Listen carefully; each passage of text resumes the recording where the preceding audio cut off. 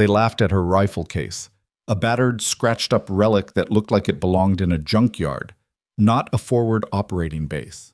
Captain Logan Mercer picked it up, dropped it on the concrete like garbage, and called it exactly what he thought she was: a mistake. She didn't flinch, didn't say a word, just picked it back up and walked away. That silence?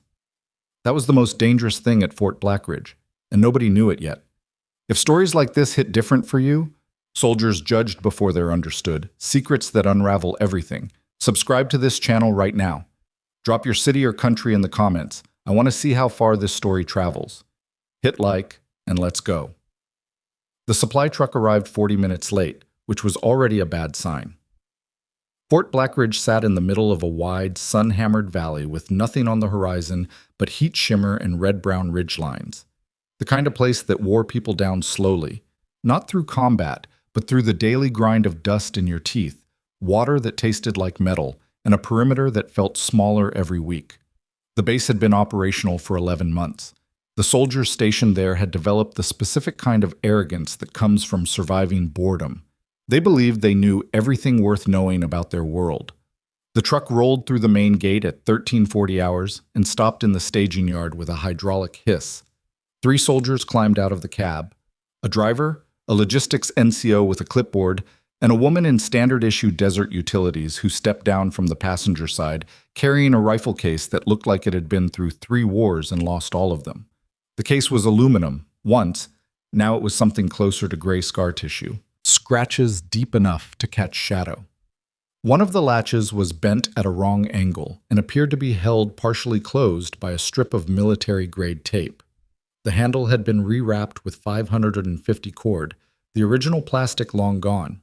She carried it at her side, not slung over a shoulder, not dragging it, carried it like it had weight that mattered.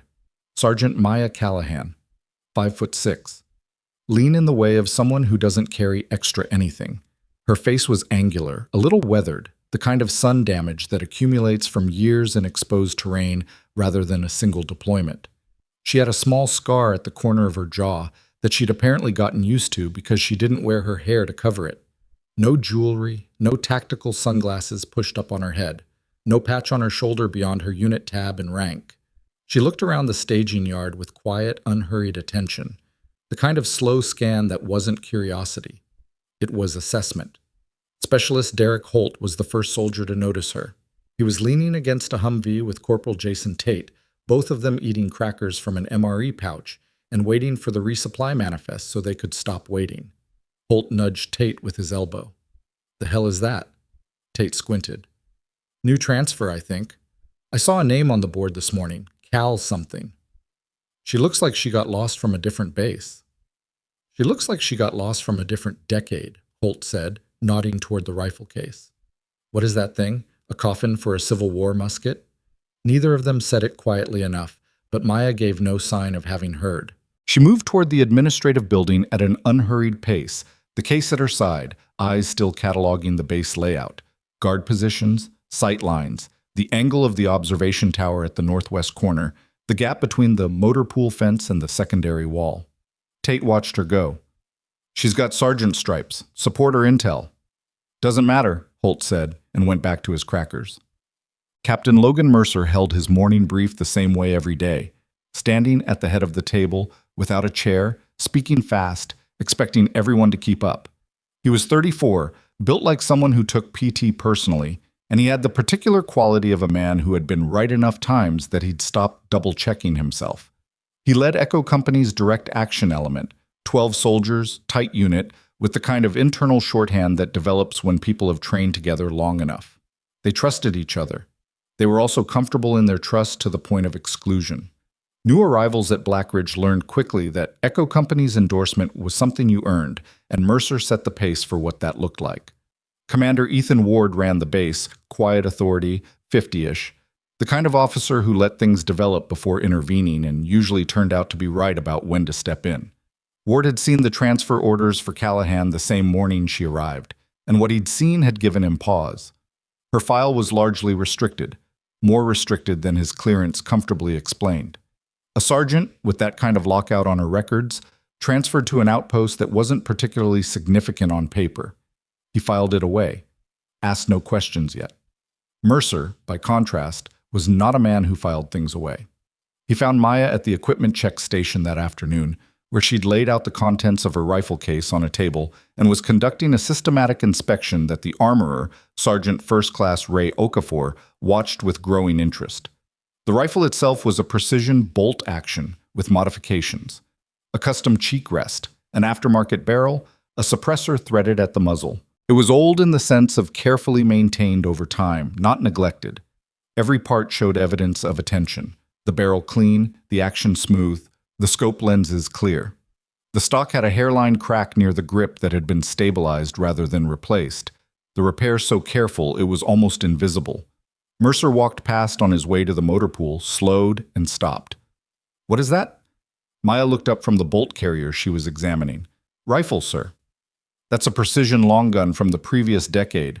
Why is it here?" "I brought it." Mercer picked up the empty case from the table beside her and turned it over in his hands, looking at the damage the way someone examines a car they have no intention of buying. Then he set it down, or rather, dropped it, onto the concrete floor of the station. It hit with a metallic crack that turned heads across the yard. "Command sends us a broken rifle in a broken case," he said, loud enough to be commentary rather than conversation. "Guess they figured we needed some historical artifacts out here." A few soldiers nearby laughed. Okafor kept his face neutral. Maya set down the bolt carrier, walked to the case, crouched, and examined the latch Mercer had further bent with the impact. She produced a multi-tool from her thigh pocket, worked the latch back toward its original position with 3 careful adjustments, pressed it closed, and stood up. "Sir," she said, just the one word. Then she gathered her components, repacked the rifle with practiced efficiency, and carried the case toward the billeting area. Mercer watched her go with the expression of a man trying to find an angle on something that hadn't given him one yet. He turned to the soldiers near him. "Support attachment," he said. "She'll be running comms or inventory by the end of the week." He said it with the certainty of someone announcing weather. "What?" Maya's assigned billet was a prefabricated room at the end of the B-block corridor, 8 by 10, concrete floor, a cot, a wall locker, and a single window that faced west. The room smelled like dust and the cleaning solution the previous occupant had used. She unpacked in 20 minutes, clothes folded and stacked without excess, documents in the locker, the rifle case secured under the cot with a cable lock. She sat on the edge of the cot and ate a protein bar from her kit, looking at the window.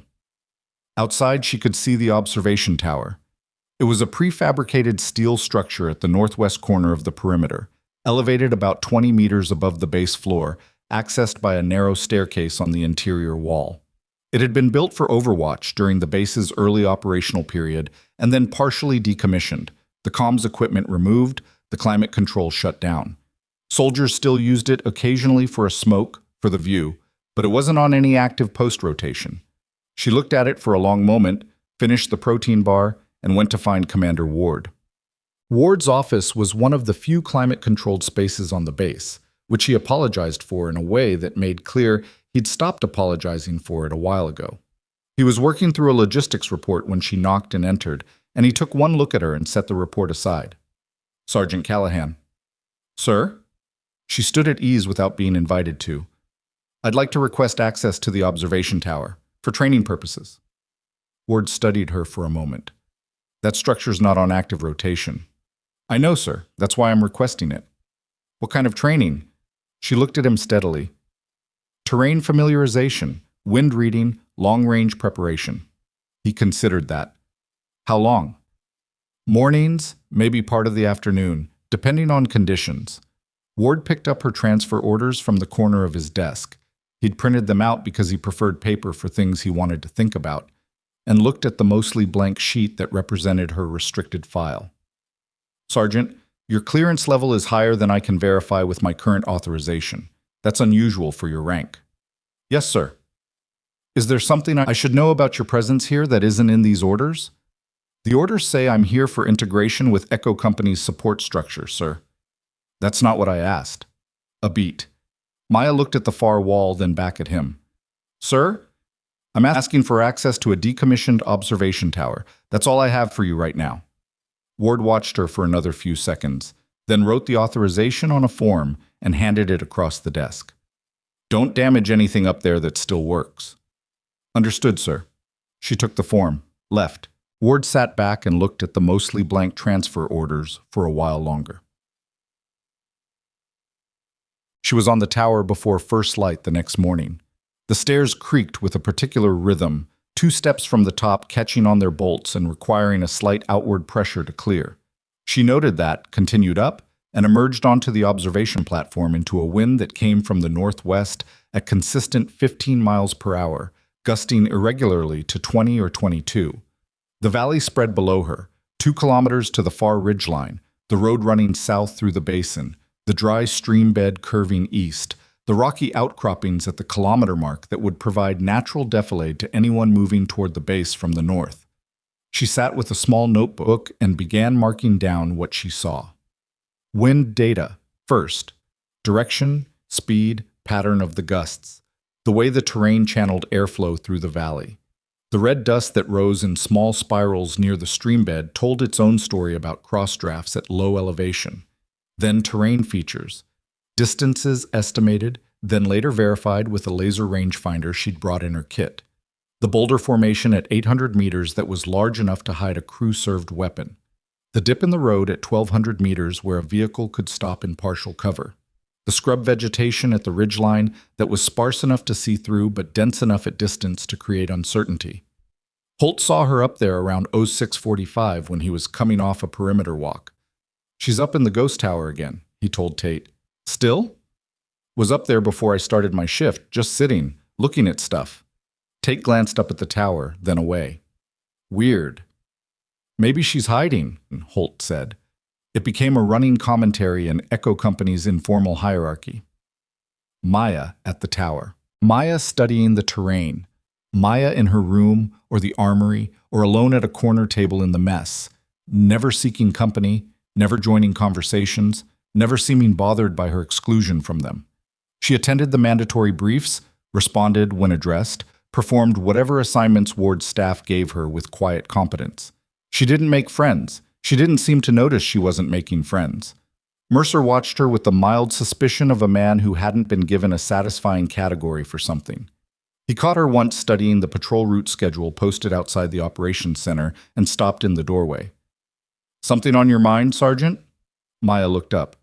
"Patrol intervals, sir. I was checking them against the Overwatch windows I've been mapping from the tower." "You're not assigned to patrol planning?" "No, sir." "Then why are you looking at the schedule?" She looked at him with the kind of patience that isn't quite politeness. "Situational awareness, sir." Mercer held the doorframe a moment longer. "Don't go optimizing things that aren't your assignment." "Understood." He left. She looked at the schedule for another 30 seconds before walking away. The demonstration happened on day 8. Mercer had organized a live-fire training exercise for Echo Company. Standard stuff. Range validation for marksmanship ratings, with the added complication of a crosswind that had been running hard since noon. The targets were set at standard distances, 200, 400, 600 meters, nothing exotic. Maya showed up at the range without being asked, which immediately irritated Mercer. "Support element isn't scheduled for this rotation, Sergeant." "I know, sir. I'd like to observe." "You can observe from behind the firing line." "That's what I meant, sir." He let her stand back. She watched 3 rotations of Echo Company soldiers work through their validation. Good shooting, mostly. Tate had a consistent pull to the left that his groupings showed clearly. Holt was mechanically sound but rushed his breathing at distance. Okafor, who had quietly turned out to be the best shot in the company, was putting consistent groups at 600 that would have been impressive in any unit. Then the instructor called for an optional extended range demonstration. A target set at just over 1,000 meters, calibrated for wind offset, intended as a goalpost rather than an expectation. No one in Echo Company stepped up. 1,000 meters was a different animal. "Sir," Maya said. Mercer turned to look at her. "I'd like to take the shot." He studied her for a moment with the expression of someone calculating the entertainment value of a bad outcome against the administrative hassle of it. "It's your time, Sergeant." She walked to the firing line, opened the case, the one with the bent latch, now straightened, the 550 cord handle, and removed the rifle with the efficiency of someone who doesn't perform for audiences. She went prone without a word, adjusted her position, unfolded a small wind gauge from her kit, watched it for 15 seconds, then put it away. Nobody said anything. The range instructor had gone quiet. Even Holt, who had been in the middle of a sentence about something unrelated, stopped. Maya settled the rifle.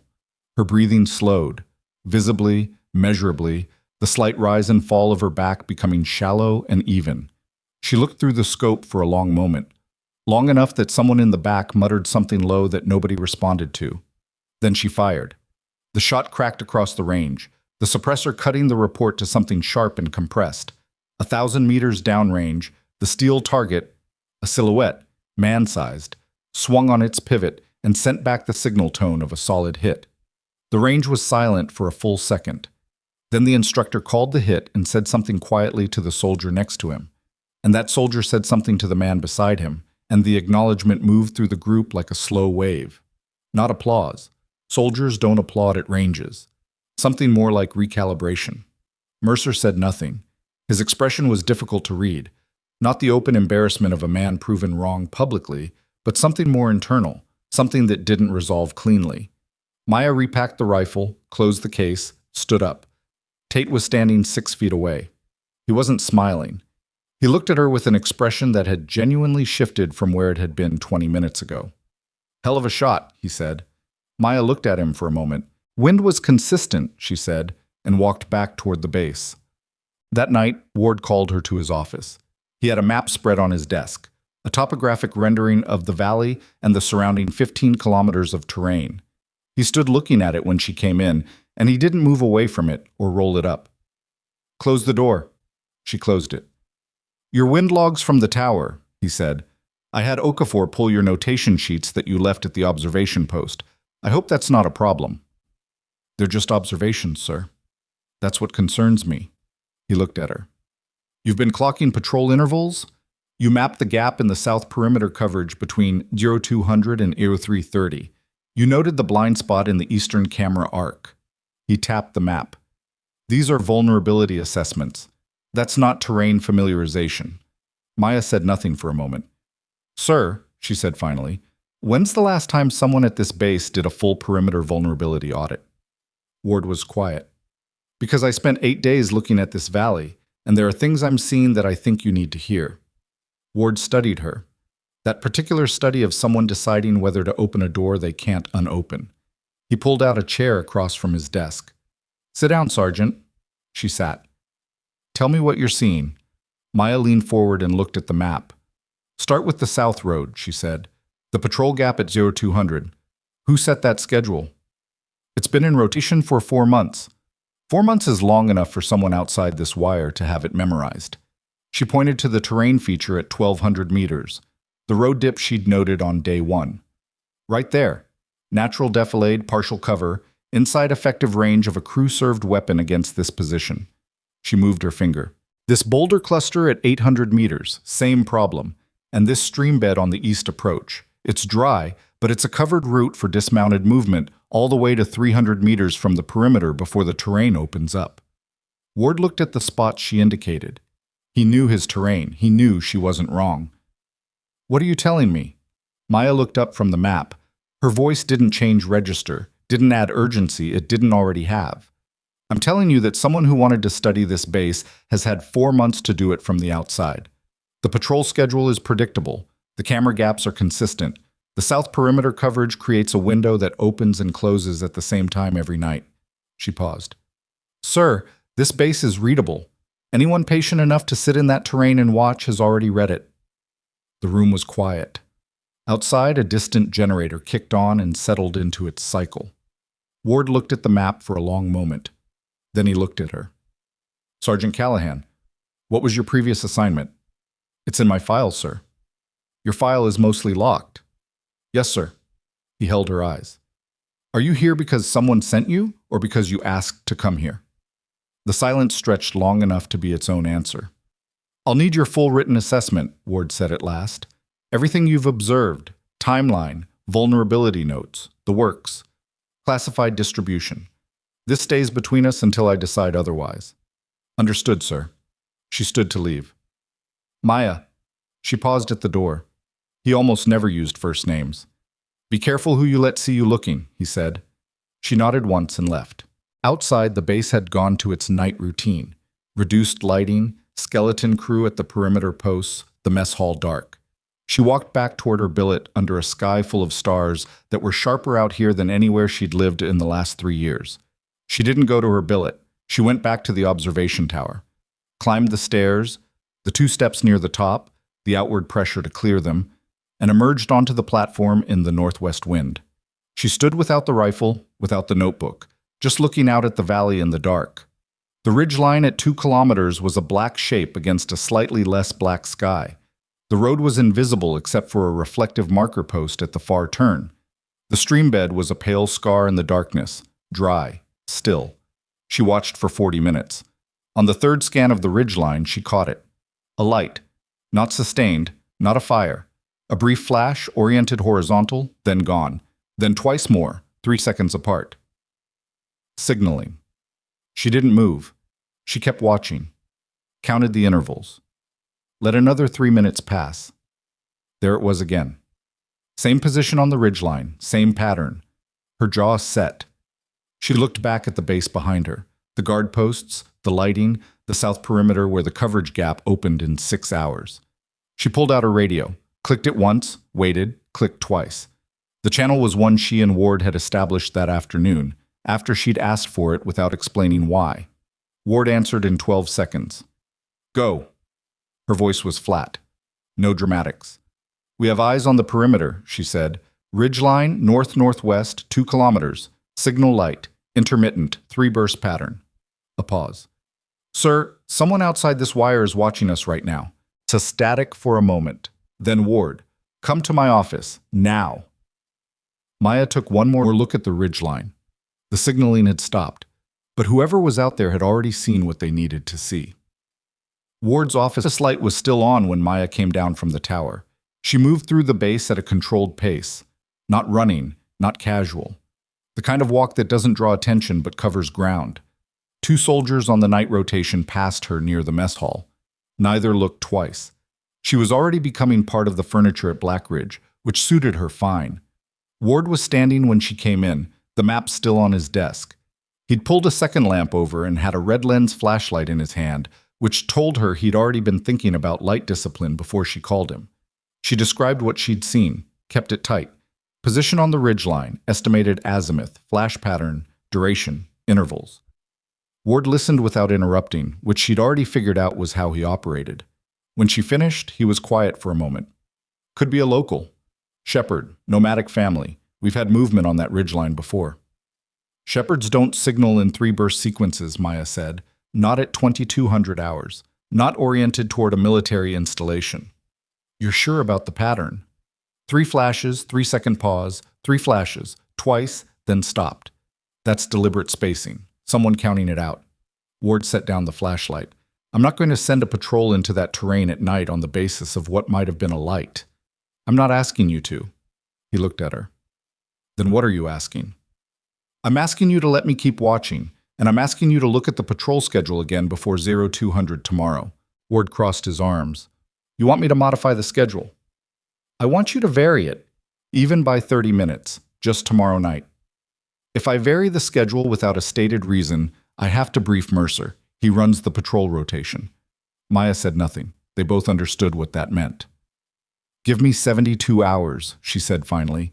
Let me build you something you can take to Mercer with evidence behind it, instead of asking him to take it on faith from someone he already doesn't trust. Ward looked at the map. Looked at her.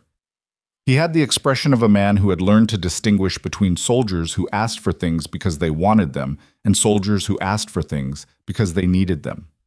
72 hours, he said. Don't tip anyone that you're watching. And if you see that signal again, you call me before you do anything else. Understood? Yes, sir. Go get some sleep. She left. Ward stayed at the map for another 20 minutes, then turned off the lamp and went to bed without modifying the patrol schedule. He stared at the ceiling for a while before he slept. Mercer found out about the observation tower authorization the next morning. Okafor told him not with any intent to cause trouble. He mentioned it the way soldiers mention things that cross their awareness, the easy currency of base information. Maya's name came up in the context of the range demonstration, which had made enough of an impression that people were still talking about it in the loose way that follows a public recalibration. "She's been up in the old tower every morning," Okafor said. "Ward authorized it." Mercer was eating breakfast, and he set his fork down with a deliberateness that Okafor clocked immediately. "Ward authorized it when?" "First couple days, I think. She requested it herself." "For what purpose?" "Terrain study, the way I heard it." Mercer picked his fork back up. "Terrain study," he said, without inflection. Okafor, who was smart enough to know when to stop a thread, ate his food and changed the subject. But Mercer sat with it. He sat with the range shot, too. 1,000 meters, consistent wind, first attempt, clean hit. He had watched that shot and felt something complicated, which was unusual for him. Mercer was not particularly given to complicated feelings. He processed things in terms of competence and incompetence, reliability and risk, assets and liabilities. Maya Callahan had appeared to be a liability. The optics of her transfer, the damaged equipment, the silence that read to him as either arrogance or weakness, neither of which he had patience for. The shot had moved her category, and the category shift bothered him more than he'd admit. He went to find Ward before the morning brief. Ward was already at the operations center, reviewing overnight reports. Mercer closed the door behind him. "I want to understand Callahan's role here," Mercer said, skipping the opening. Ward didn't look up from the report.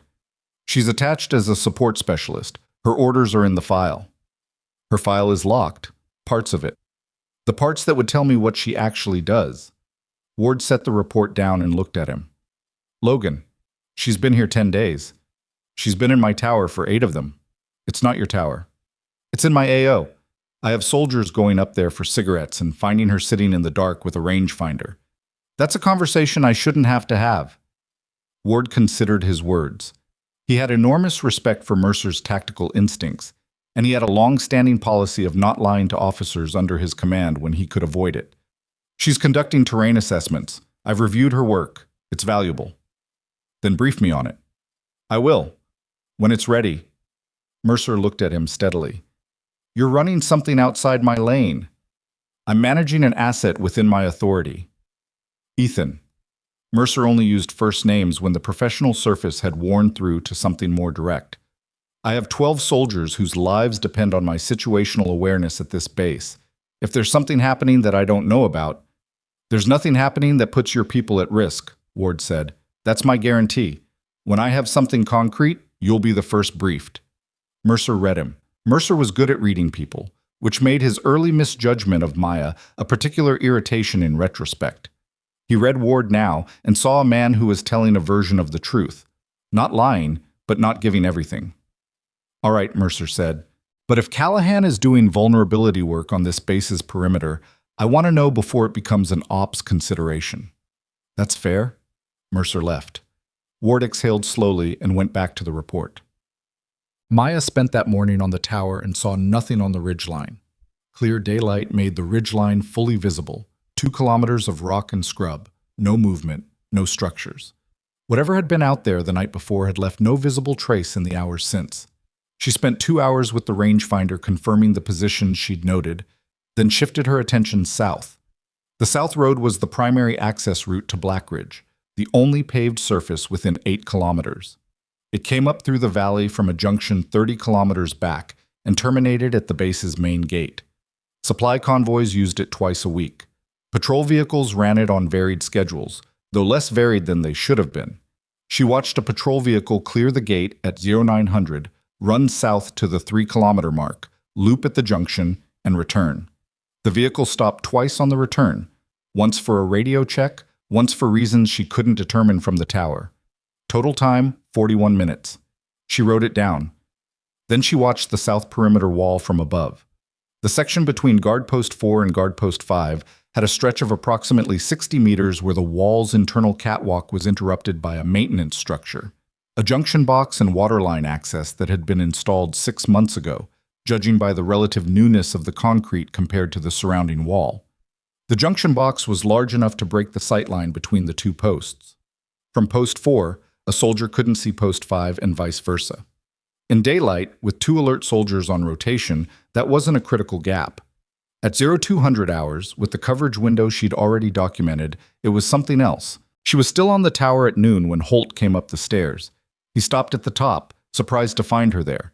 She was sitting with her back to the railing, not looking at the valley at all, making notes in a small field notebook. "Didn't know you were up here," he said. "It's a big platform," Maya said, without looking up. He came up the rest of the way, leaned on the railing, and looked out at the valley with the casual proprietary comfort of someone who'd used this space as a break room for months.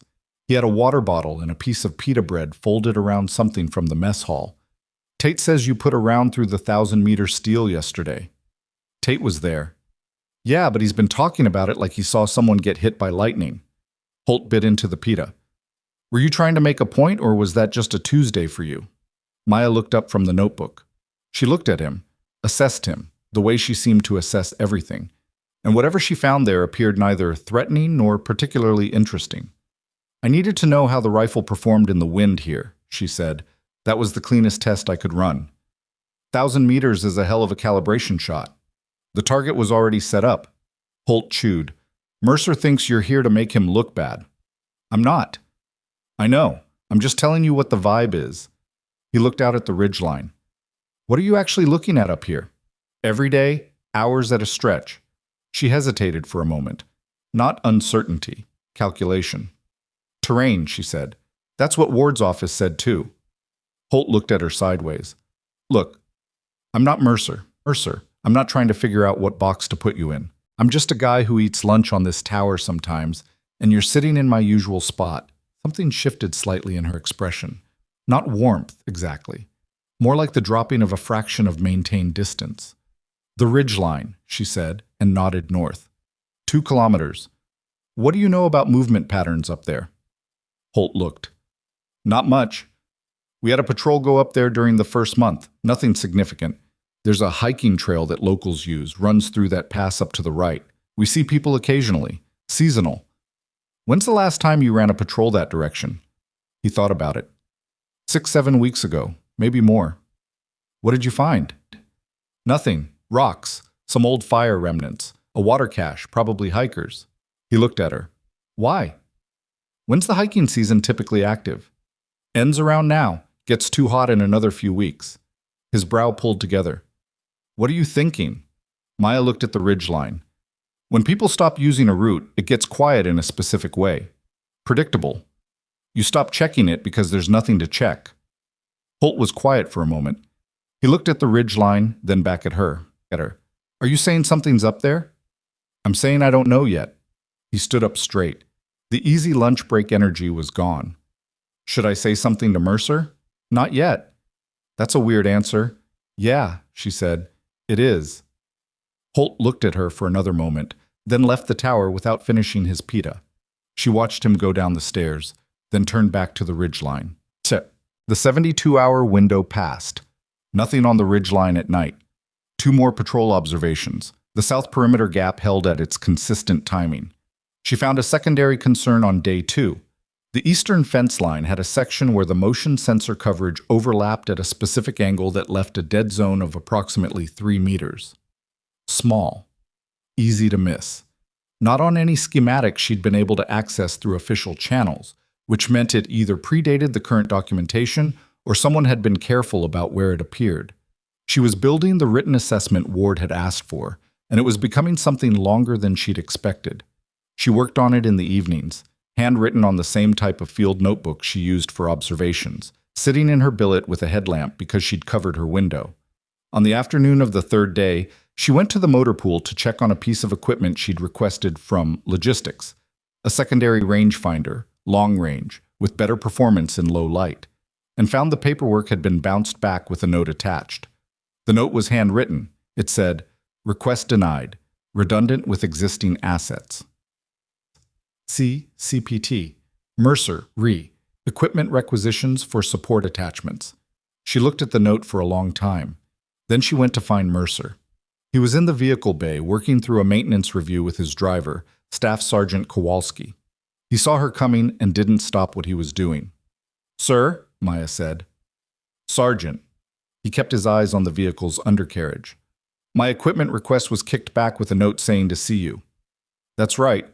Support attachments run requisitions through the company command. That's SOP. I wasn't briefed on that when I arrived. Well, now you are. She held the note at her side. Sir, I need a low-light rangefinder. The one I have is performing outside spec after 1,800 hours. Put it in the request form. I'll review it. When? He straightened up and looked at her then. Really looked. With the flat assessment he gave problems, he was still deciding how to classify. When I have time to review it, Sergeant, I have 12 soldiers, 3 vehicles down for maintenance, and a resupply rotation to coordinate. Your rangefinder is not my primary concern this week. It's relevant to base security, sir. Then submit a formal request through security operations and flag it as priority. He turned back to the vehicle. Anything else? She stood there for a moment. The bay smelled like diesel and hot metal. Kowalski was watching from under the vehicle with visible discomfort. No, sir, Maya said. She left. She stopped in the sun for a moment, one hand on the wall, and let herself be angry for exactly 3 seconds. It was a discipline she'd developed. You got 3 seconds to feel the thing, and then you put it somewhere and got back to work. 3 seconds. Done. She went back to her billet and added the rangefinder problem to the assessment notes as a capability gap. Ward read the completed assessment that evening. He read it in full, which took 40 minutes. Maya sat across from him and said nothing while he read, which he appreciated. When he finished, he set it down and looked at it, not at her. The motion sensor dead zone on the eastern line. 3-meter gap, specific approach angle. That's not in our current documentation. No, sir. Which means either the documentation is wrong or the sensor placement was changed without updating the schematic. Yes, sir. Ward's face was doing something careful. Either answer is a problem. Yes, sir. He looked at the patrol interval analysis. You've tracked 5 patrol rotations. 6, the last one this afternoon. The variance is within a 12-minute window. 11-minute window. It's tighter than you want it. Ward set the assessment down and looked at her. I need to ask you something directly. Go ahead. Are you here because you think this base is being targeted or because you know it? She held his eyes. I'm here because the signals I've been seeing for the last 8 days are consistent with pre-operational surveillance. That's an assessment, not confirmation. Pre-operational surveillance for what kind of operation? She was quiet for a moment. The pattern is consistent with coordinated breach preparation. Study the perimeter, identify the gap, study the patrol timing, identify the window. Then you wait until you have both aligned. How much time are we looking at? If your assessment is right? I don't know. The ridgeline signaling stopped after the first night. That either means they got what they needed or they made me and changed their method. If they made you, then they know we're aware, which changes their timeline. Ward sat back. He was quiet for a long time. I'm going to bring Mercer in, he said. I can't keep running this around him. He needs to know. Maya didn't argue. She'd known this was coming. He's going to want to know who I am. I'm going to tell him your assessment and let him work with what's in your unclassified record. He'll push for the restricted file. He won't get it, Ward said. That's above both of us. She nodded. Maya. He said it the same way as before, the first name used as a weight rather than a familiarity. Is there anything in your restricted file that I should know about? Not the details. Just, is there something I need to be prepared for? She looked at the map on his desk. The valley, the ridgeline, the South Road. Yes, she said. He waited. But it's not mine to tell right now, she said. I'm sorry, sir. When it becomes relevant, and I think it will, you'll know. Ward looked at her for a long time. Then he picked up the assessment from his desk and squared its pages. I'll set the brief with Mercer for 0700 tomorrow, he said. Be there. She was there. The brief was in Ward's office, just the 3 of them, which was deliberate. Ward walked Mercer through the assessment methodically, using the map, referencing Maya's observation logs. Mercer listened with his arms crossed and his face doing the controlled professional nothing that senior NCOs develop for situations where they don't have enough information to react yet. When Ward finished, Mercer was quiet for a moment. Then he looked at Maya. This ridgeline signal you observed on night 1, he said. You're certain it wasn't atmospheric. Reflected light, dust refraction. I'm certain, she said, because you saw it one time and it stopped. It happened twice that night. 8 minutes apart. And nothing since. Nothing visible. Mercer looked at the map. The sensor dead zone on the east line. You identified this from the tower? And confirmed it on the ground at 0530 2 days ago. He looked at her sharply. You were at the east perimeter fence at 0530? Inside it, yes, sir. I walked the approach angle and verified the gap from ground level. That's not in your assessment notes. I added it this morning. Mercer looked at Ward. Ward said nothing. Mercer looked back at Maya with an expression that had several things moving behind it simultaneously. The operational concern that was genuine, and underneath it the specific discomfort of a man recalibrating someone he'd already dismissed. The patrol interval variance, he said, 11 minutes. Yes, sir? I set those rotations. I know, sir. And you're telling me they're predictable enough to be operationally exploited. I'm telling you that from the ridgeline with decent optics and 2 weeks of observation, I could tell you within 8 minutes when the south perimeter gap would open. If I could do it, someone else could do it.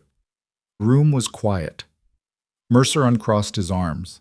He put one hand on the desk and looked at the map, and when he spoke again, the edge that had been in his voice for the previous 10 days of their acquaintance was absent.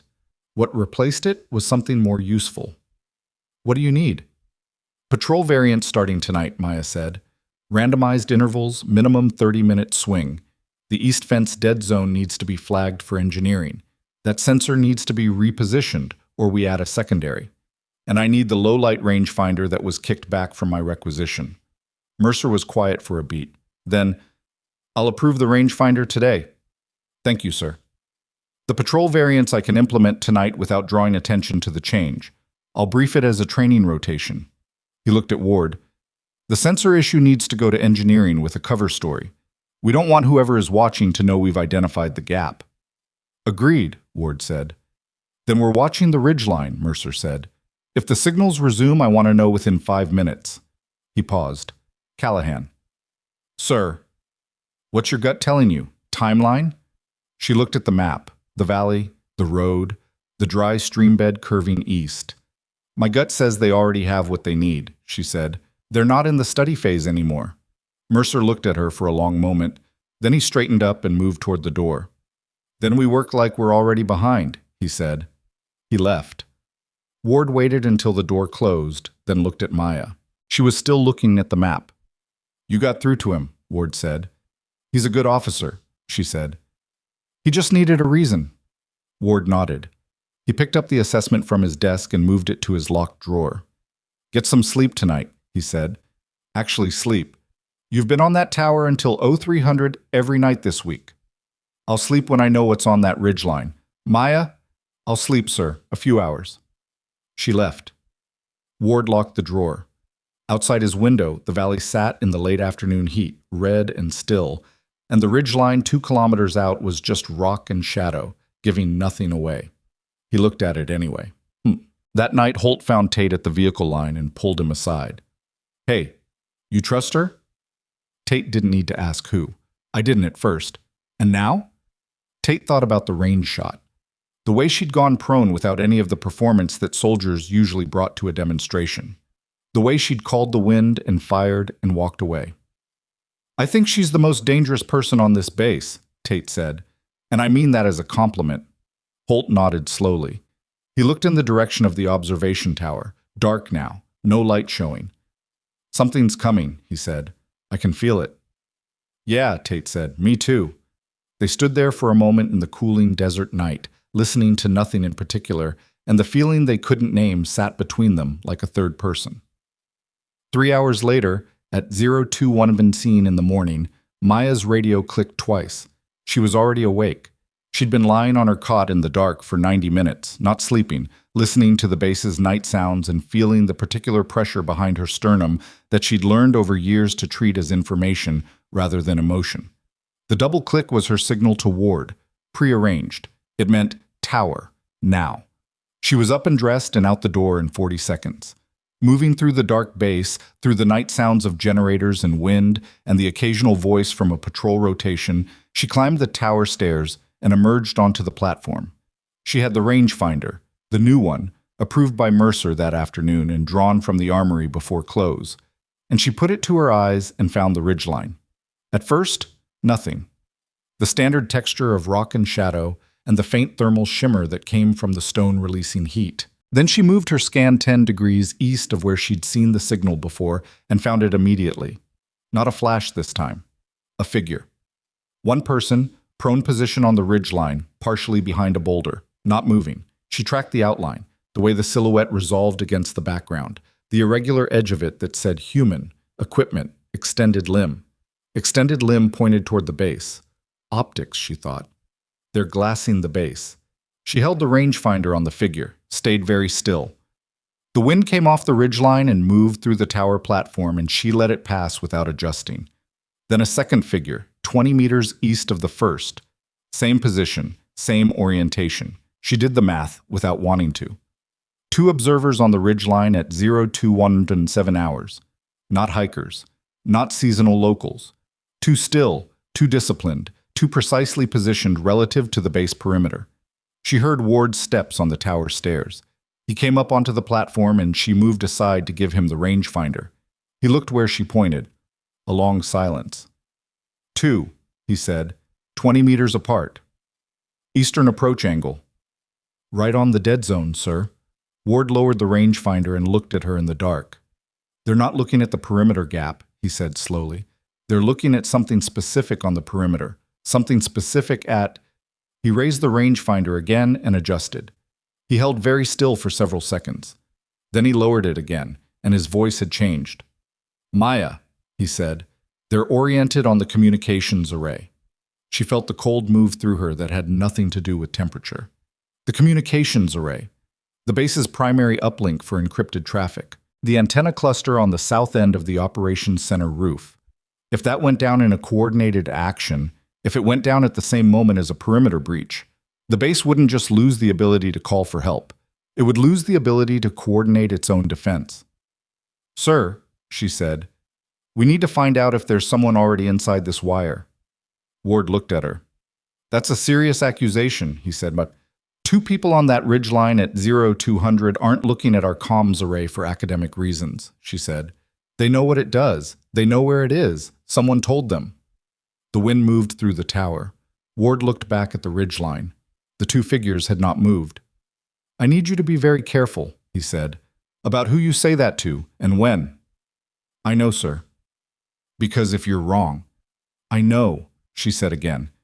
He handed her back the rangefinder and looked at the valley for a long moment, and in the dark his face held the expression of a man who had just watched a door close behind him and wasn't sure anymore which side of it was safer. Start building me a list, he said quietly. Anyone with access to that array. Maintenance logs, access records, anyone who's been near it in the last 60 days. He paused. Do it without asking for the records directly. I don't want whoever this is to know we're looking. Understood, sir. And Maya. Sir. If I'm wrong about this base being secure... He stopped, started again. If there's someone in here working against us, they've been watching everything we do.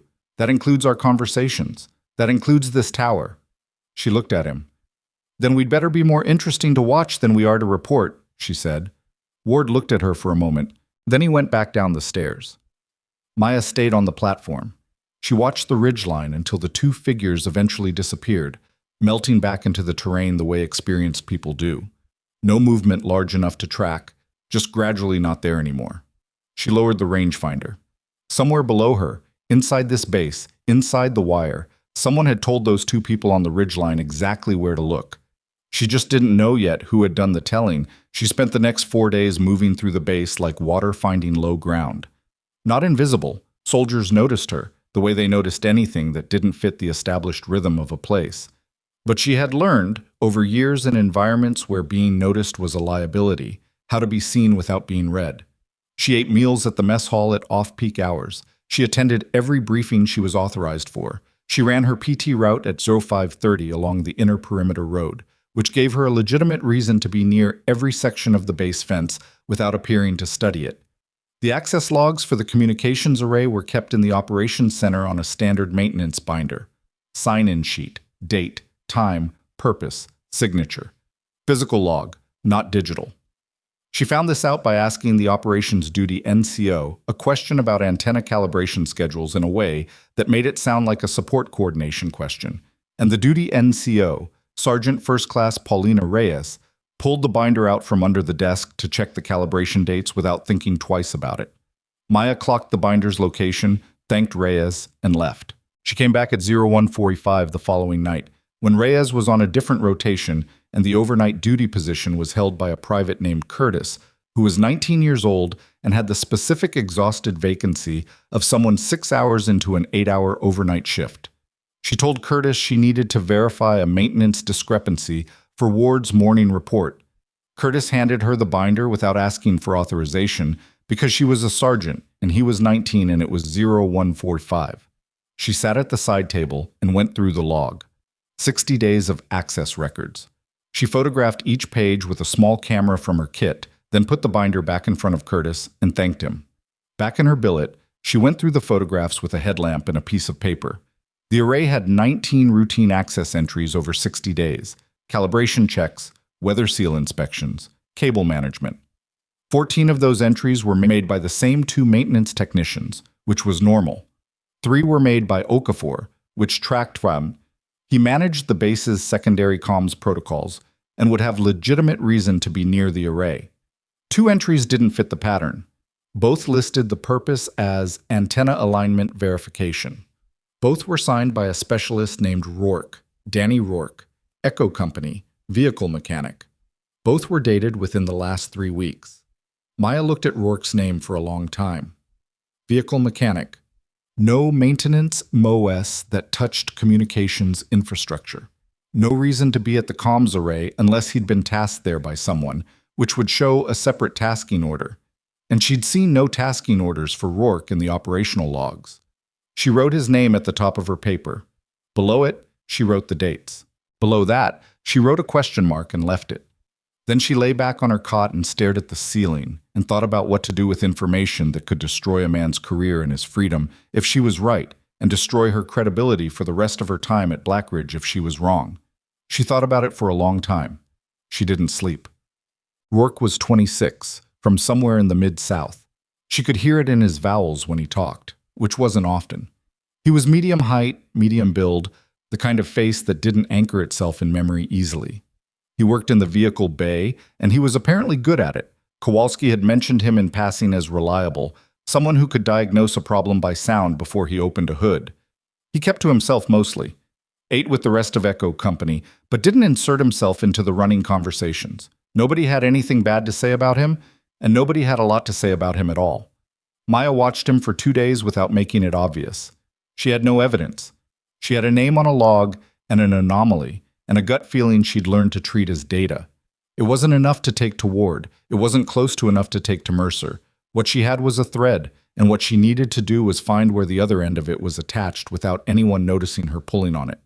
On the afternoon of the second day, she was at the motor pool running a legitimate errand, checking on a vehicle modification she'd requested for the rangefinder mount, when she saw Rourke step out of the vehicle bay, look both ways along the corridor between buildings with a particular kind of casual thoroughness that wasn't casual, and then walk toward the eastern perimeter. Not toward anything specific, just walking. She gave him 40 seconds and followed. The eastern perimeter had a maintenance walkway along the inside of the fence line, a gravel path used by engineering teams to access the various sensor posts and junction boxes. Rourke walked it with his hands in his pockets, unhurried, and Maya tracked him from the gap between the Eastern Supply Building and the Water Reclamation Unit, staying in the shadow of the structure. He stopped at the junction box she'd noted in her assessment, the one near the sensor dead zone. He didn't take anything out, didn't open it, stood near it for approximately 45 seconds, and she watched him look at the sensor housing above the box, the camera bracket, the motion sensor array, with the focused attention of someone taking a measurement in their head. Then he turned around and walked back toward the vehicle bay. She stayed where she was until he was out of sight. Then she looked at the junction box, then at the sensor above it. She pulled out her notebook and wrote down the time. That night she went to Ward. She told him what she had, the log entries, the anomaly, what she'd observed at the eastern fence. She kept her language precise, and her conclusions limited to what the evidence supported, which was unexplained access, no clear authorization, behavior consistent with reconnaissance. Ward listened without moving. When she finished, he was quiet for longer than usual. "Danny Rourke," he said. "Yes, sir." "He's been with Echo Company for 8 months." "I know." "Mercer vouched for him personally during the last performance review." She said nothing. Ward stood up and walked to his window and looked out at the dark base. "If I bring this to Mercer without more than what you have, he's going to push back hard." "I know that too, sir." "And if we tip Rourke that he's being watched, we lose him, and whoever he's connected to goes dark." Ward turned around. "What do you need?" 48 hours. And access to his communication records, base network, radio logs, anything that ran through the ops center in the last 30 days. "That requires Mercer's authorization or mine?" "Yours, sir." Ward looked at her for a long moment. He had the expression of a man who was about to make a decision he couldn't unmake. "If this is wrong, then I'm wrong, and it's on me, completely." He held her eyes. 48 hours, he said. "The comm logs will be on your desk by morning. And Maya, if Rourke is what you think he is, he's not working alone. Someone put him here." "Yes, sir." "Which means someone in the chain that placed him here is also compromised." She nodded. "Keep that in mind," he said, "when you're deciding who to trust with whatever you find next." She left his office and felt the weight of that sentence settle into her chest and stay there. The communication logs were dense and largely routine: radio traffic records, network access timestamps, message headers from the base intranet system. She worked through them in her billet with the headlamp and a second notebook, building a timeline on the left-hand page and flagging anomalies on the right. Most of it was background noise: routine requests, maintenance tickets, supply coordination. The base's communication ecosystem was exactly as unglamorous as it should have been, except for a pattern in the network access logs. Every 12 to 14 days, a terminal in the vehicle bay had access to a specific file path on the base's internal network, a folder in the engineering section labeled Maint Infra 07. On its own, unremarkable.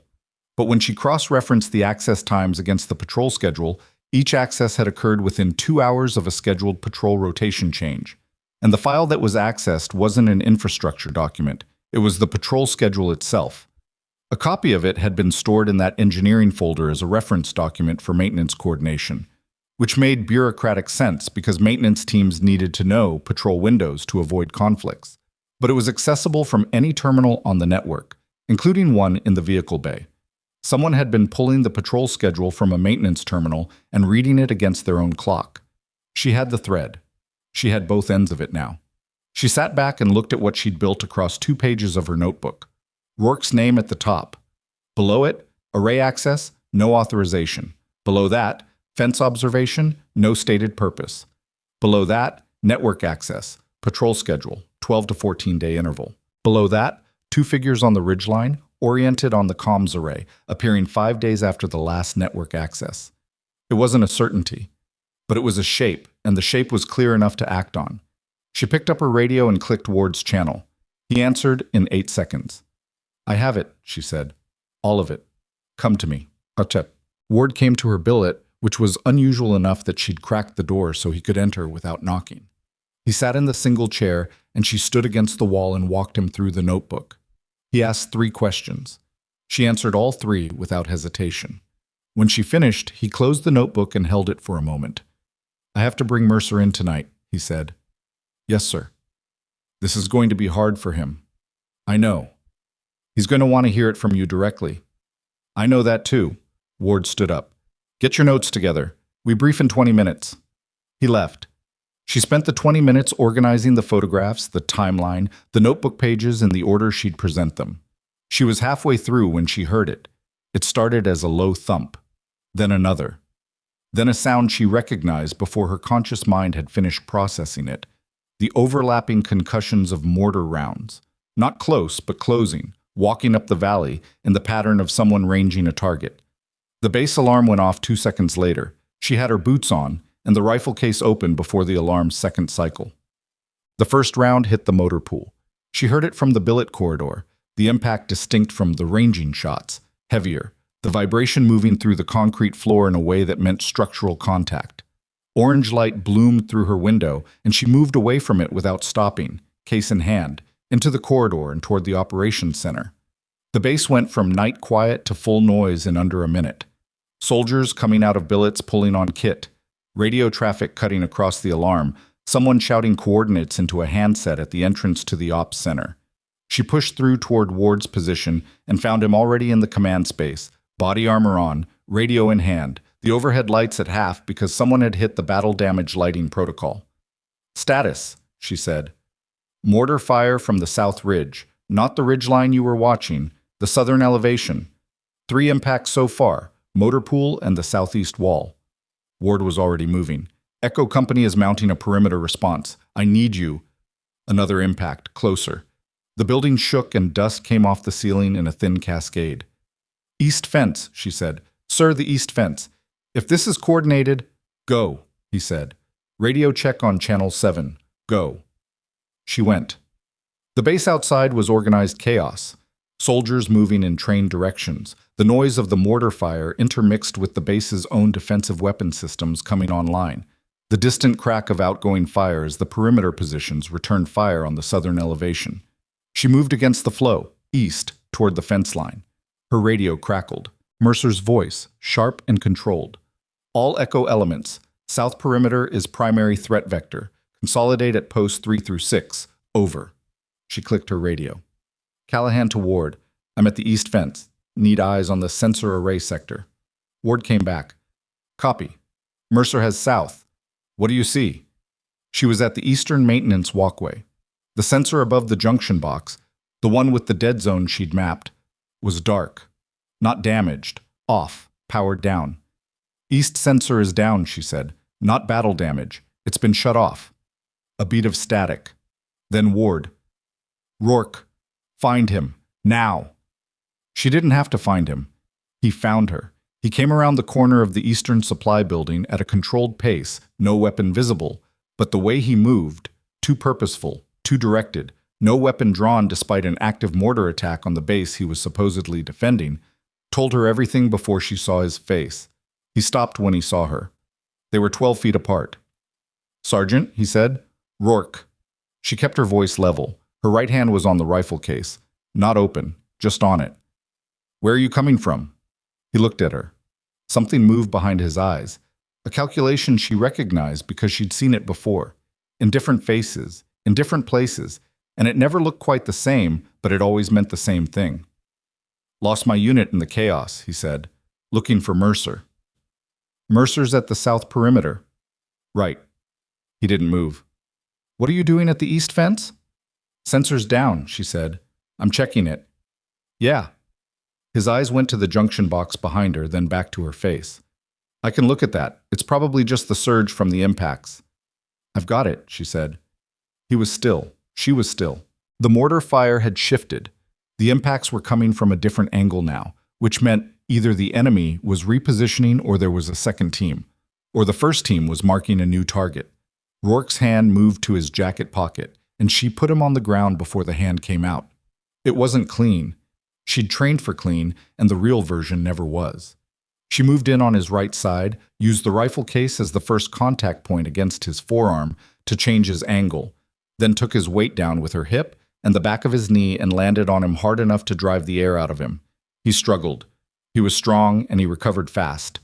And she had 2 very bad seconds before she got his wrist locked, and her knee on his lower back, and the pressure at a point where continued movement would cause damage he didn't want. He stopped. She held the position, breathing hard. Her left hand found the radio. "Callahan to Ward, East Sector. I have Rourke. He was at the junction box. I need someone here now." Static. Then Ward's voice, thinner with distance. "Copy. On the way. Hold position." Rourke's face was against the gravel, and she could hear him breathing through his teeth. "You're smarter than you look," he said. She didn't answer. "It's already done," he said. "The array. You're not going to—" "Stop talking," she said. He stopped. She held him there in the noise of the firefight, and the alarm, and the distant impact of outgoing rounds, feeling his pulse in the wrist she held, which was fast and hard, and gave him away more completely than anything he'd said. 2 minutes later, Tate and Holt came around the corner at a run with weapons up, and she called them in by name before they could make a decision about what they were seeing. Holt looked at Rourke on the ground. He looked at Maya. He looked back at Rourke. "Jesus," he said softly. "Secure him," she said. "Flex cuffs, both wrists. Don't listen to anything he tells you about what happened." Tate was already moving. He pulled cuffs from his kit, flipped Rourke over, and had him restrained in under 15 seconds with the efficiency of someone who'd trained for prisoner handling even if he'd never done it in reality. Maya stood up. Her knee hurt from the landing. She'd come down wrong and felt it immediately and filed it for later. She looked at the sensor array junction box, then at Rourke's jacket pocket, which was still closed. She crouched and reached into the pocket carefully. Inside, a handheld transmitter, small, military grade, the kind that could be keyed to a specific frequency. She held it up in the light from the perimeter lamp. "What does this transmit to?" she said. Rourke looked at the ground, said nothing. "Holt," she said, "get this to Ward. Tell him to get the signals team on it immediately. If this is already transmitted—" "The array," Holt said. He'd figured it out. "Go," she said. He went. She looked at Tate, who was crouched next to Rourke with a hand on his shoulder and an expression that was working through something complicated. "I thought I knew this guy," Tate said quietly. "You knew who he was while he was here," Maya said. "That's different." Another mortar impact, this one shaking the eastern wall. She felt it in her feet before she heard it. She looked up. The sky to the south was lit orange and red from the motor pool fire, and she could see the silhouettes of soldiers on the south wall working their positions, small, dark shapes against a burning background. Her radio came back. Ward's voice, and he was close now. "Callahan, the transmitter. Did it go out?" She looked at the device in her hand. The indicator light on the side was not green. It was amber. Amber meant it was waiting to transmit, not that it had. "Not yet," she said. "Amber status." A pause. Then Ward. "Then we still have the array." "Yes, sir." "Get to the tower, now. If those observers on the ridgeline are directing the mortar fire—" "Already moving," she said.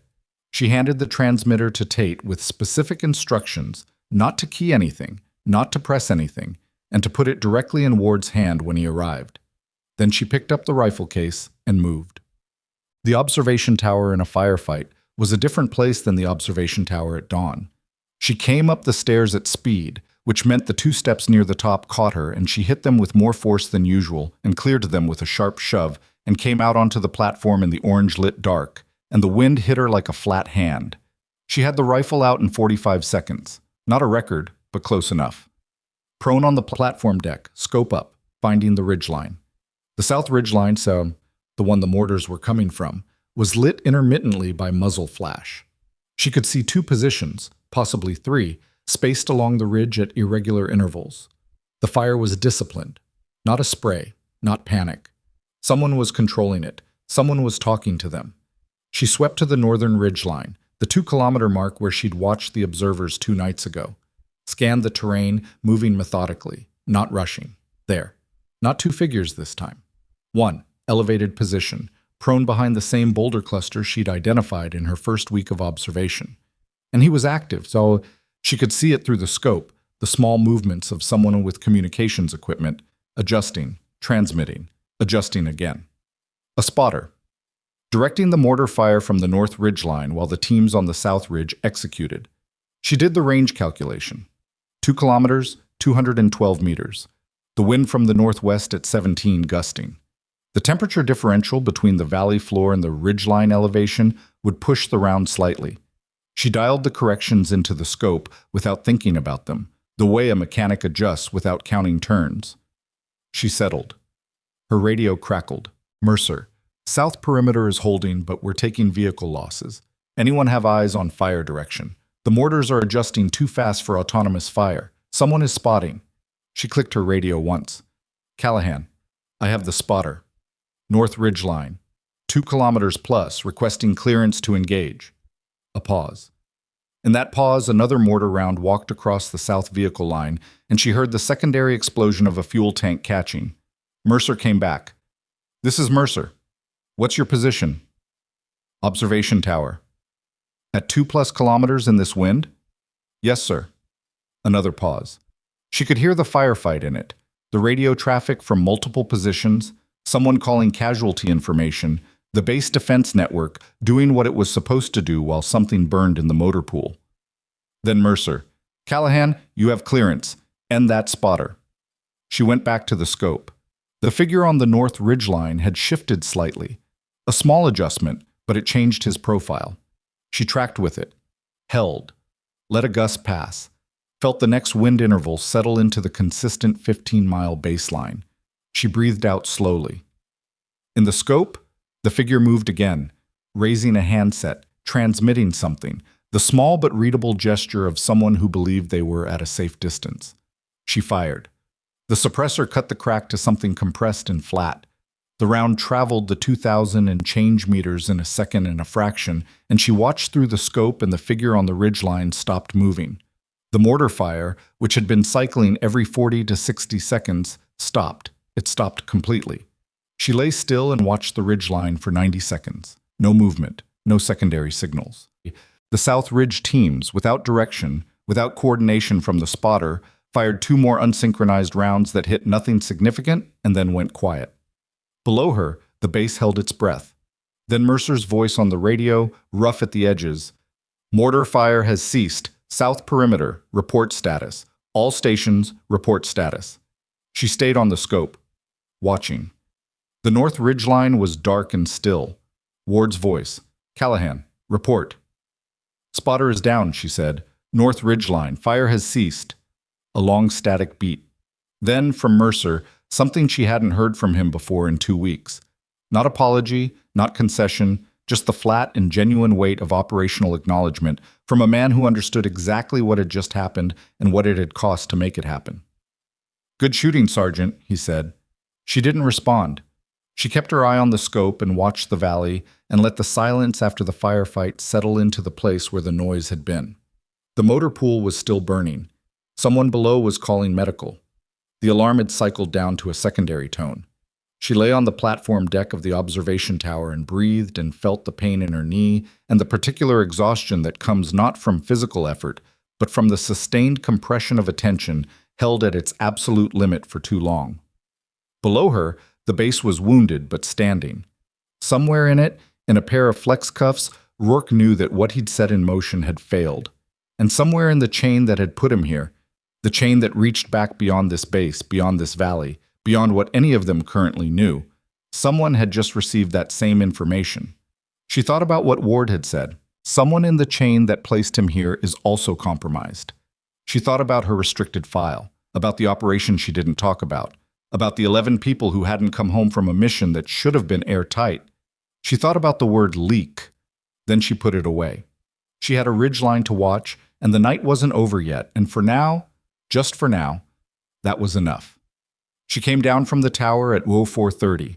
The motor pool was still smoking, not burning anymore, just the thick, ugly aftermath of something that had burned hot and fast, the air carrying that particular chemical bitterness that stuck in the back of the throat. 2 vehicles were total losses. A third had taken shrapnel damage to the fuel system that Kowalski said might be salvageable. Said it the way mechanics say things might be salvageable when they're not sure they believe it themselves. 4 soldiers had been wounded, none killed. That number was going to sit differently with different people. The wounded would feel it one way, the ones who weren't wounded would feel it another, and the ones who'd been close to the impacts without getting hit would feel it in a third way that didn't have a clean name. Maya walked through the motor pool on her way to the operations center and looked at the damage with the detached inventory of someone cataloging rather than reacting. The mortar pattern had been precise. Not perfect, but precise. The south vehicle line had been the primary target, and whoever had planned it had known which section of the line held the heaviest vehicles. That kind of targeting didn't come from observation alone. It came from detailed information about the base's equipment disposition. She added that to the list she was building in her head and kept walking. Ward was in the operations center with Reyes and 2 officers from the base's intelligence section, a lieutenant named Ferris and a warrant officer named Chen, who had arrived at Blackridge 6 weeks ago and whose function Maya had not previously had reason to examine closely. They were working through the signals intercepts from the attack, running traffic against a database on a laptop that Chen kept angled away from the door. Ward looked up when she came in. He looked at her knee. She was walking with a slight hitch she hadn't fully controlled yet, and then at her face. "Sit down," he said. "I'm fine, sir." "I didn't say you weren't. Sit down." She sat. Reyes handed her a bottle of water without being asked, which was the kind of gesture that costs nothing and meant something, and Maya drank half of it before she was aware she was doing it. "Rourke is in holding," Ward said. "MP custody. Isolated. He hasn't asked for anything, hasn't said anything since Tate brought him in." "The transmitter?" "Chen's team has it. It was keyed to a frequency that matches traffic we intercepted during the attack. Someone on the South Ridge was running a secondary channel." Ward paused. "If he'd transmitted, it would have cut our array off at the board. We'd have been running on backup radio only." "The attack was designed to isolate the base," Maya said. "Cut external comms, breach the perimeter and the coverage gap, take the ops center." "That's how Chen reads it too." She looked at Chen, who was still working the laptop and hadn't looked up. "What was the objective? Taking the base or destroying it?" Chen glanced over. He had a precise, economical way of moving that she'd registered before and registered again now. "Taking," he said. "The mortar pattern avoided the operations center and the server room. Everything else was viable target." "They wanted the intelligence architecture intact," she said. "That's our assessment." Ward said, "Which means this wasn't a random strike. This was a planned seizure. Someone wanted what's in this building." The room was quiet for a moment, just the sound of Chen's keyboard and the distant generator and the cleanup activity outside. Maya looked at Ward. "Sir, Rourke didn't plan this. He's an access point. He's been providing schedule information and physical reconnaissance. But the operational planning behind last night, the mortar positioning, the frequency targeting, the timing, that's a different level." "Agreed," Ward said. "Which means the person who gave Rourke his instructions is still out there, and they know the attack failed." Also agreed. "And they know we have Rourke." Ward nodded.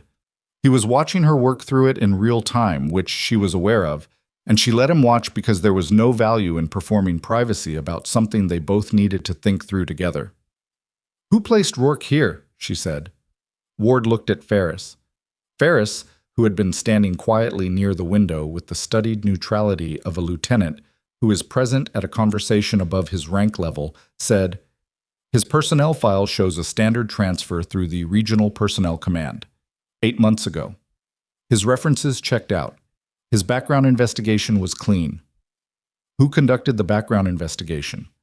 "It went through the standard contractor channel." "Which contractor?" Ferris looked at his notes. "Meridian Security Services." Maya sat with that. She knew the name, didn't know it specifically, but knew the category of firm it represented. Private contractors that handled personnel vetting for forward operating positions. The kind of work that generated enormous amounts of paperwork and moved quickly because the military needed bodies in positions, and the vetting process, if you had the right access, could be managed. "Meridian," she said. "Does Meridian have any other personnel placed at this base?" Ward and Ferris looked at each other. Chen's keyboard stopped. "That's a good question," Chen said slowly, and his voice had changed register in a way that made everyone in the room look at him. Mercer arrived at the operations center at 0515. He'd been at the south perimeter until an hour ago, supervising the damage assessment and the casualty documentation with the thoroughness of a man who believed in doing the accounting himself rather than delegating it.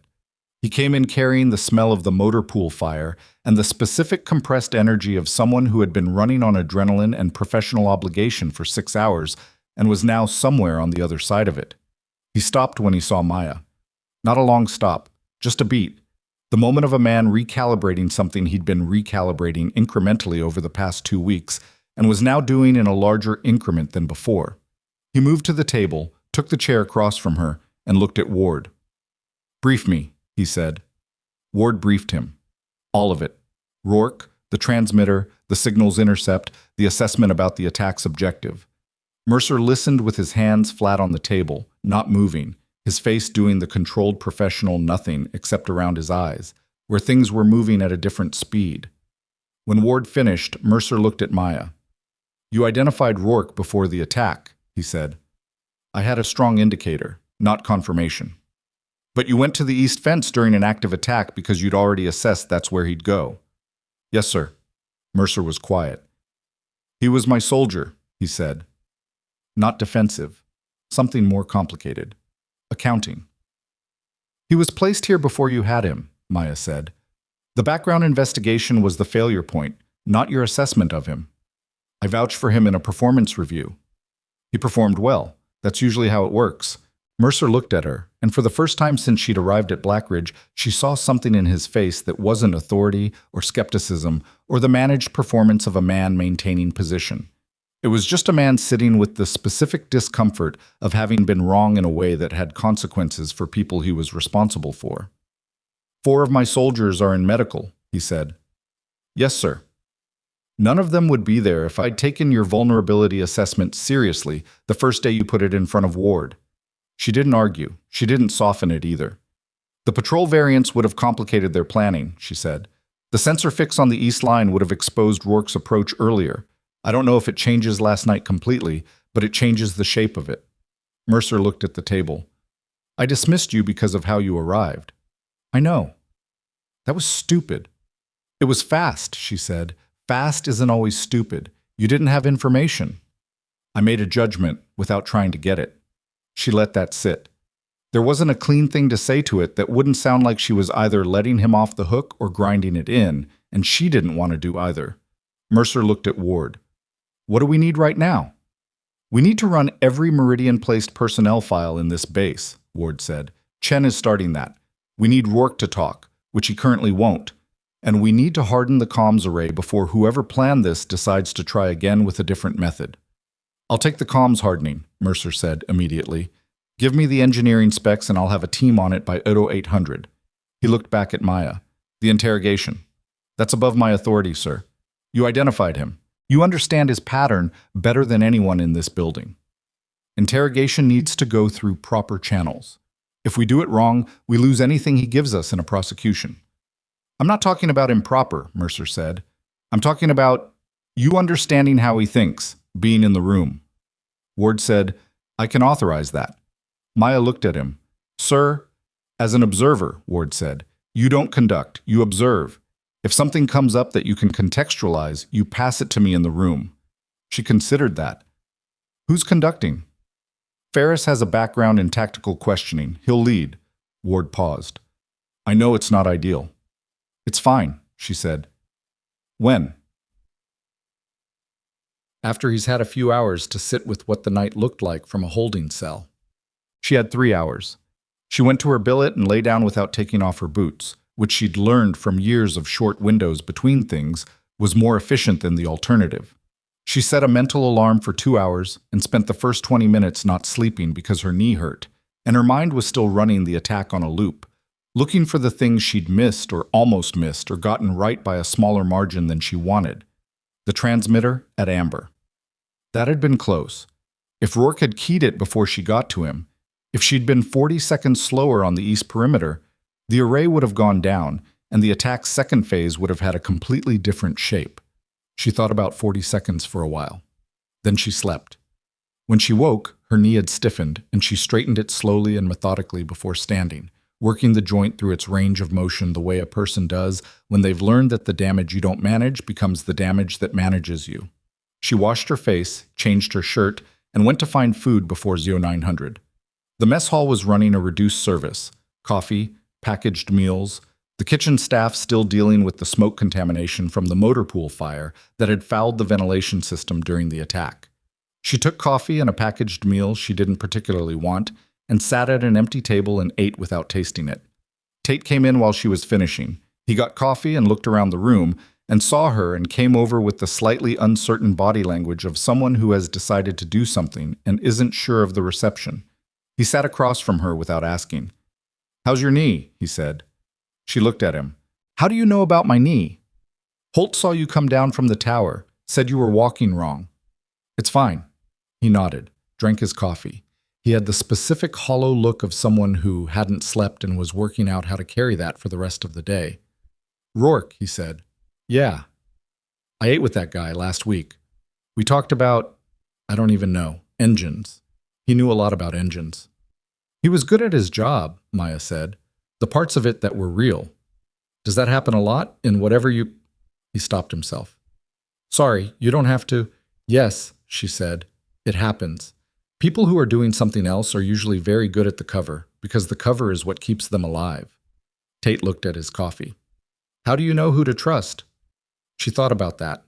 Not performing the thinking, actually thinking about it, because it was a real question, and he was asking it seriously.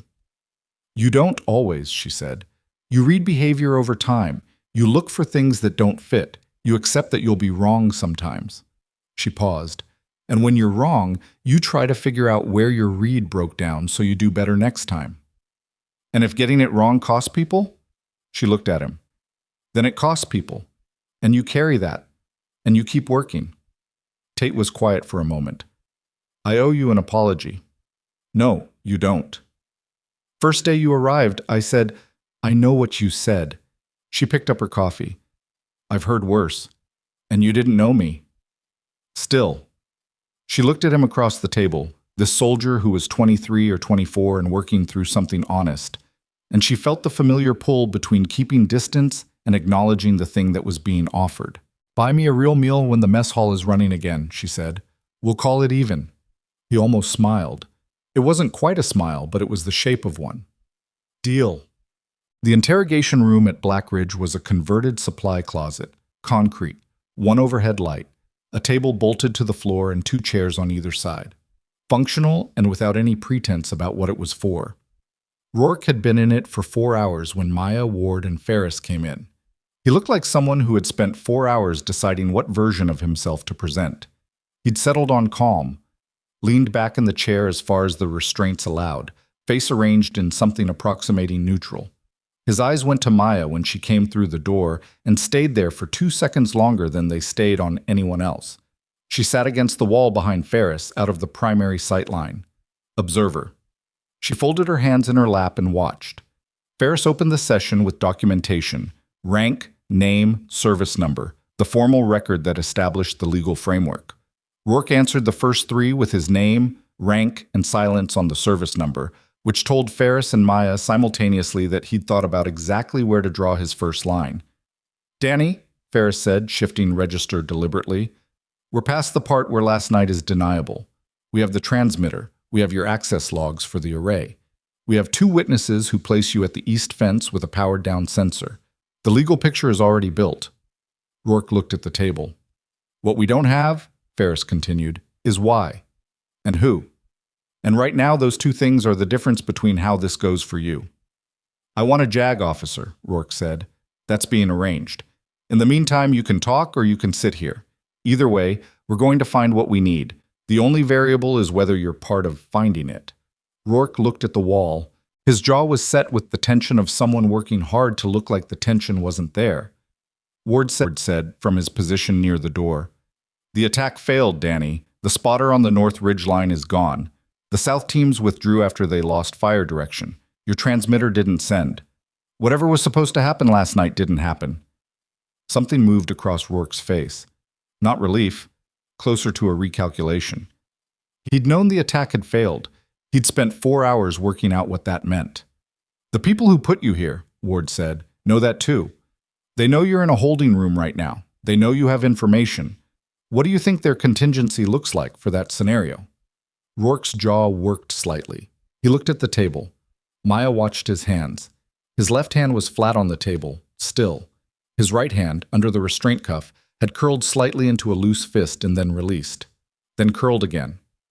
He was afraid. Not of the room, not of Ferris, of whatever was outside the room. She leaned forward slightly and said quietly, not to Ferris, but to Rourke directly, breaking her observer role in the specific and calculated way she'd decided to do if she saw this exact opening. Danny, how long have they had you? Rourke looked at her. The calculation behind his eyes ran faster. How long? She said again. Same register, not pressing, asking. The silence stretched long enough that Ferris shifted in his chair. Then Rourke said, 14 months. The room was very still. Before Blackridge, Maya said. Before Blackridge. He looked at the table. They had something on me. Before I enlisted. Something I did that I... He stopped. It doesn't matter what it was. They had it, and they offered me a way to make it not matter. Who's they? Ferris said. I don't know who they are. I had one contact, a man. I never had a name, phone, encrypted, different number each time. Describe him, Ward said. Mid-40s, American accent, no regional markers. Average height. I met him 3 times in person before I was placed here. After that, it was all remote. What did he ask for? At first, just information, patrol schedules, equipment dispositions, base layout, small things, things that seemed... Rourke stopped. His right hand curled again. Things that seemed like they might not matter. But they did, Maya said. I know that now. The comms array. Who told you to target it? The contact, 2 weeks ago. He gave me the frequency for the transmitter and told me that when the attack started, I had 45 seconds to send the shutdown code. He said the array would be down in 60 seconds and would stay down for hours. And the sensor at the east fence? He gave me the maintenance authorization code 6 months ago. I've been cycling the sensor on and off during specific windows, testing it. He looked up. He knew everything about this base. Things I didn't tell him. He already knew them. Ward and Maya looked at each other across the room. He had another source, Ward said. That's what I think, Rourke said. He was using me to confirm things he already knew, and to do things I could do physically that the other source couldn't do without drawing attention. The room was quiet for a long moment. Ferris made a note. Danny, the other source, did your contact ever reference them? Anything? A gender? A role on this base? A department? Rourke was quiet. He looked at his hands, then at the wall, then at something in the middle distance that was his own memory. Once, he said. He said, and I remember it because it seemed like a mistake, like he slipped. He said, she's handled the documentation side. She. He looked at Ferris. One word. Then he corrected himself and said the source and moved on. The room absorbed that. Maya looked at Ward. Ward looked at Maya. She thought about Meridian Security Services, about personnel placements, about who at this base had access to documentation, maintenance records, access logs, schematic updates, about the sensor dead zone that hadn't appeared in any official documentation she'd been able to find. She thought about the operations duty NCO who had pulled a binder from under her desk without thinking twice. She thought about Reyes. Ward pulled Reyes's personnel file inside 20 minutes. It wasn't Ward who'd requested it. He'd passed the request to Chen through a back channel that didn't run through the Ops Center's main system, which meant if Reyes had any visibility into information requests, it wouldn't flag. Chen was efficient. He had the file in front of Ward by 1100. Maya sat across from Ward while he read it. She watched his face. Paulina Reyes. 31. 8 years of service, strong evaluations, 2 overseas tours, currently in her 2nd year at Blackridge. Placed at the base through... Ward's finger stopped on the page. He looked up. Meridian, he said. Maya said nothing. Ward set the file down carefully, the way you set down something you don't want to break. She's been my ops duty NCO for 7 months. Yes, sir. She has access to every documentation system on this base. Yes, sir. She was in the ops center during the attack, running radio coordination. Maya looked at him. Sir, if she was running coordination during the attack, she could have managed the radio traffic to create gaps, delays in response coordination. Ward's voice was steady, but his hand on the desk was not completely flat. She would have known exactly what was being reported and what wasn't. And she gave me the maintenance binder, Maya said. Ward looked at her. When I asked about the antenna calibration schedule, she just handed it to me. Didn't hesitate. Maya paused. I thought she was being helpful. But if she knew what I was looking for, if she'd been briefed that someone was investigating, she let you find the access log, Ward said. She let me find Rourke's name. Because if I was focused on Rourke, you weren't focused on her. The sentence landed between them and stayed there. Maya thought about the water bottle, the small, unremarked gesture of handing it across, the cost of nothing, the meaning of something. She's still in the ops center, Ward said. I know. If she knows the attack failed, she knows her timeline just changed. Yes, sir. Ward stood up. He didn't move toward the door yet. He stood at his desk with his hands at his sides and looked at the wall, and she could see him doing the calculation that every commander does when the problem requires action that will damage something he's built. The specific arithmetic of what you have to break to prevent something worse from breaking. "I need you to go back to the ops center," he said. "Normal pattern, nothing unusual. I need 20 minutes to get Chen in position." "And then?" "And then I'm going to walk in and ask Reyes a question about last night's radio logs. A specific question about a specific gap in the coordination traffic." He paused. "If she's clean, she answers it, and we've learned something about the radio traffic. If she's not clean, the way she answers it will tell us." Maya stood up. Her knee caught and she controlled it. "And if she runs," Maya said. Ward looked at her. "Then we know." She went.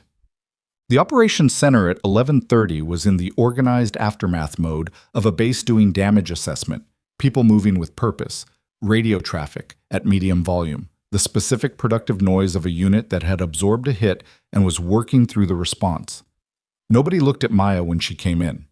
She went to the side station where the network terminals were and sat down and opened a maintenance log that she'd been working on in her cover pattern, the one that gave her a legitimate reason to be there. Reyes was at the duty desk. She looked like someone who had been awake for 12 hours managing chaos, the functional exhaustion of competent people in bad situations. She was on a radio handset, coordinating something with the south perimeter about fencing repair. Maya watched her in peripheral vision. Nothing in Reyes's manner was remarkable. She was efficient, calm, professional. She managed 3 simultaneous conversations without losing the thread of any of them. She made a correction to the radio log with neat handwriting. She answered a question from a private about vehicle access with patient clarity. She looked completely fine. That was the tell. That was the thing Maya had learned to recognize over years. Not the guilt performance, not the nervous behavior that amateurs expected. The complete fine was the tell. Because nobody at a base that had been mortared and lost vehicles and had soldiers and medical was completely fine. You were either performing your function, or you were processing, or you were somewhere between them. Complete fine meant you weren't carrying the weight of the night the way everyone else was carrying it. Reyes wasn't carrying it. Ward came through the door at 11:43. He moved to the duty desk naturally, the way he always moved to it during ops center visits. Reyes looked up and gave him the small nod of acknowledgement she always gave him. "Sergeant Reyes," he said, "the radio gap between 021 in scene and 0231 last night. The coordination handoff between South Perimeter and the medical station. I'm seeing a 14-minute window in the logs with no traffic." Reyes looked at the log on her desk. She turned 2 pages and looked at a third. "That was during the second mortar series, sir. Channel 2 was running primary traffic, and Channel 3 had a relay issue from the antenna." "Which antenna?" Ward said. Reyes looked up. The word had been too specific. Ward hadn't specified an antenna. He'd said antenna in a general sense, and she'd been about to name one, had started to name one before she caught it. And in the half-second of catching it, her face had done the thing that faces do when the mind overrides an instinct a fraction too late. It lasted less than a second. She recovered, looked back at the log, said, "The South Array relay, sir. Standard atmospheric issue during—" "Stop," Ward said. His voice didn't rise. It didn't need to. It had the flat quality of something that has finished moving. Reyes stopped. The ops center had gone quietly attentive the way rooms do when the ambient register changes in a way that everyone registers but can't yet name. Someone at a terminal stopped typing. Someone else paused their radio call. Ward said quietly, "Put the log down." Reyes looked at him, and in her face now, in the face of the person who had handed Maya a water bottle at 0430 with a warmth that had seemed unremarkable, was something that had no pretense left in it. She put the log down. "Paulina," Ward said, and his voice had grief in it, and that was the most honest thing Maya had heard from him in 3 weeks. "Don't make this worse." Reyes looked at the desk. Her hands were flat on it, not moving. Chen came through the door behind Ward, and 2 MPs were with him, and the room rearranged itself around the moment with the particular irreversibility of things that cannot be undone once they are done. Maya watched from the terminal station. She watched Reyes stand up with the dignity of someone who has decided how they're going to carry something, the compliance that wasn't submission but was its own kind of choice. She watched Ward step back and let the MPs do what MPs were there to do. She watched the room absorb it. Holt, at a terminal near the window, looked across the room at Maya with an expression that was stripped of everything except the honest bewilderment of someone trying to reconcile what they're seeing with what they thought they knew about the world they were living in. She looked back at him and didn't have anything to offer that would make it simpler. Because it wasn't simple, and he was old enough to know that, and sometimes the only honest thing you can do is not pretend otherwise. Ward walked to her station after it was done. He stood next to her and looked at the room for a moment. "That's two," he said. "Rourke and Reyes, both Meridian placements." "Yes, sir?" "Which means we need to audit every Meridian placement this base has had in the last 2 years." "Yes, sir." "And it means the network they're running extends well beyond this valley." She looked at him. I was doing the accounting again. The tally of what he'd known, and when, the gaps in it, the places where the picture had been available, and he hadn't seen it. She recognized the expression because she'd worn it herself, in a different room, in a different year, looking at a different kind of damage. "Sir," she said. He looked at her. "You couldn't have seen it without the access logs," she said.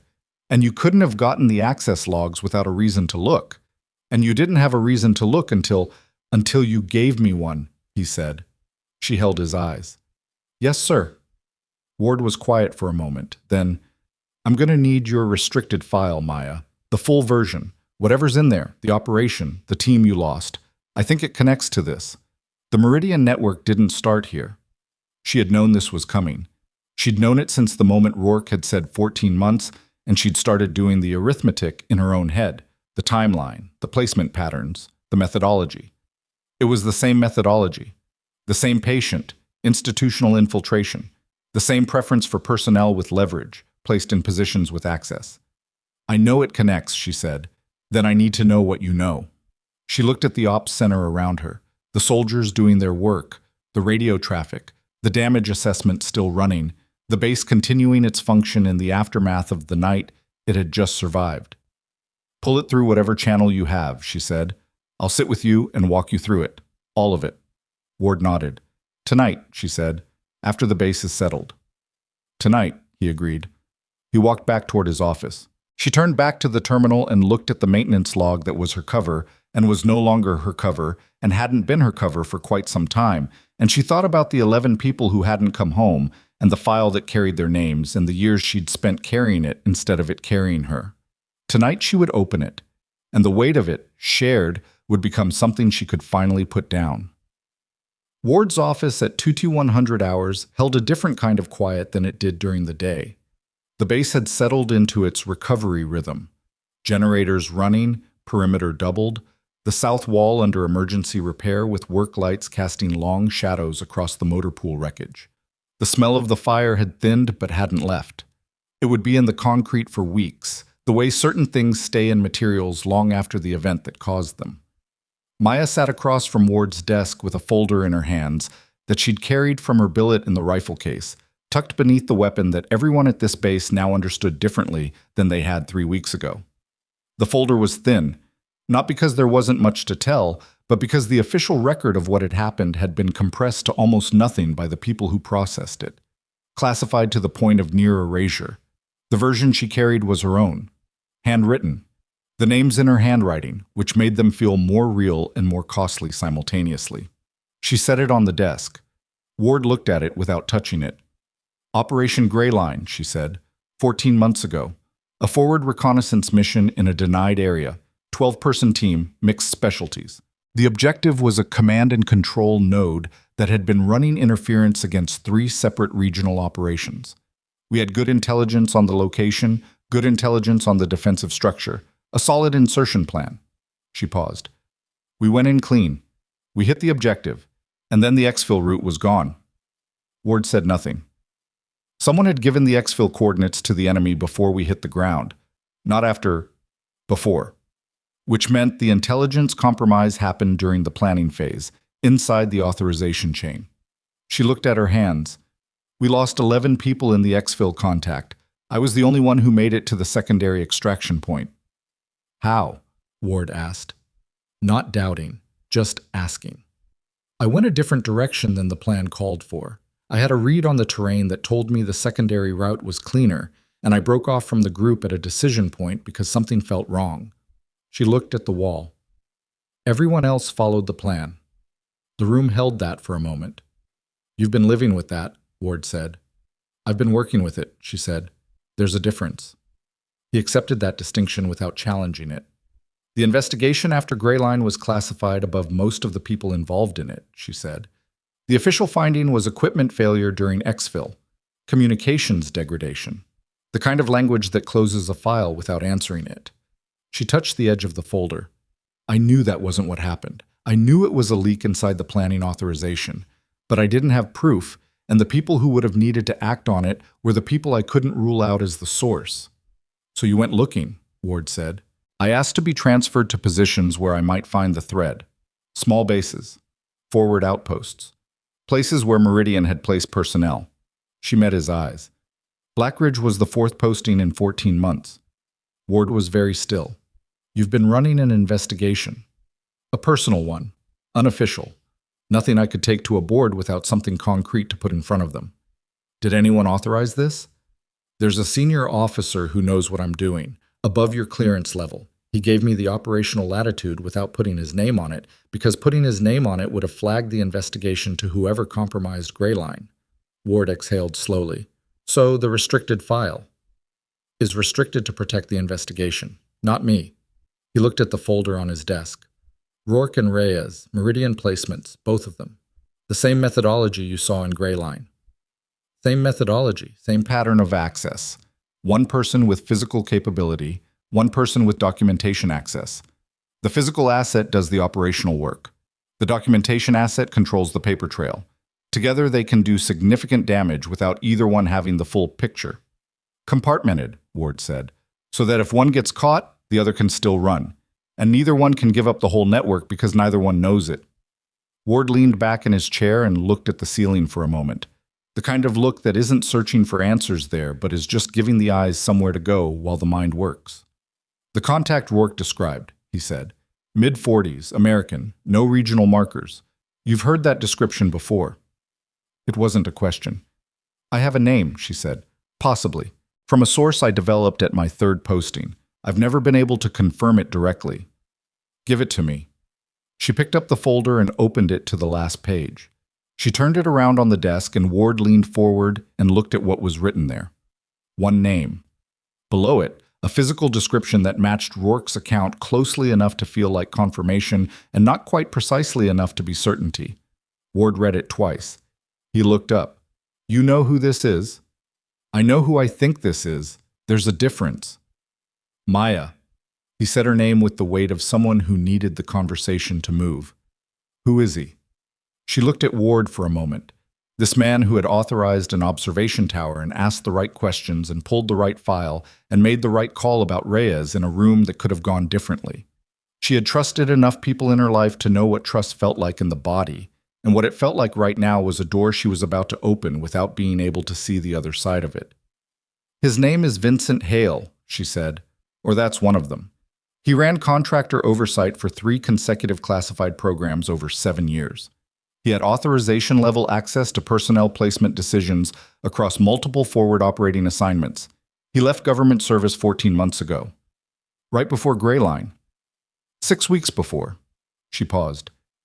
He is, or was, the head of operational oversight for Meridian Security Services Government Contracts Division. The silence that followed had a specific texture to it. Ward picked up his phone. What happened after that moved at the pace of institutions, which is to say, slower than Maya wanted and faster than she'd feared. Ward made 3 calls that night that she wasn't present for. She knew who the calls went to from the sequence of events that followed, the way you read terrain from what grows in it rather than from a map. The first call triggered a federal-level hold on Vincent Hale's travel documents, which she found out about indirectly 2 days later.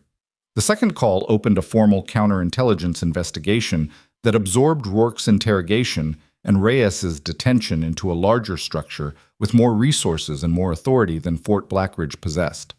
The third call was to the senior officer above Ward's clearance, who knew Maya's name, and whatever was said in that conversation resulted in Maya's restricted file being partially opened to the investigation team the following morning. She wasn't in the room when they read it. She was on the observation tower, not because she was avoiding the process. She'd given everything she had to give, answered every question Ferris and Chen and the two counterintelligence officers who arrived the next afternoon had put to her. She was on the tower because it was where she went when she needed to be in a place that didn't require her to perform anything.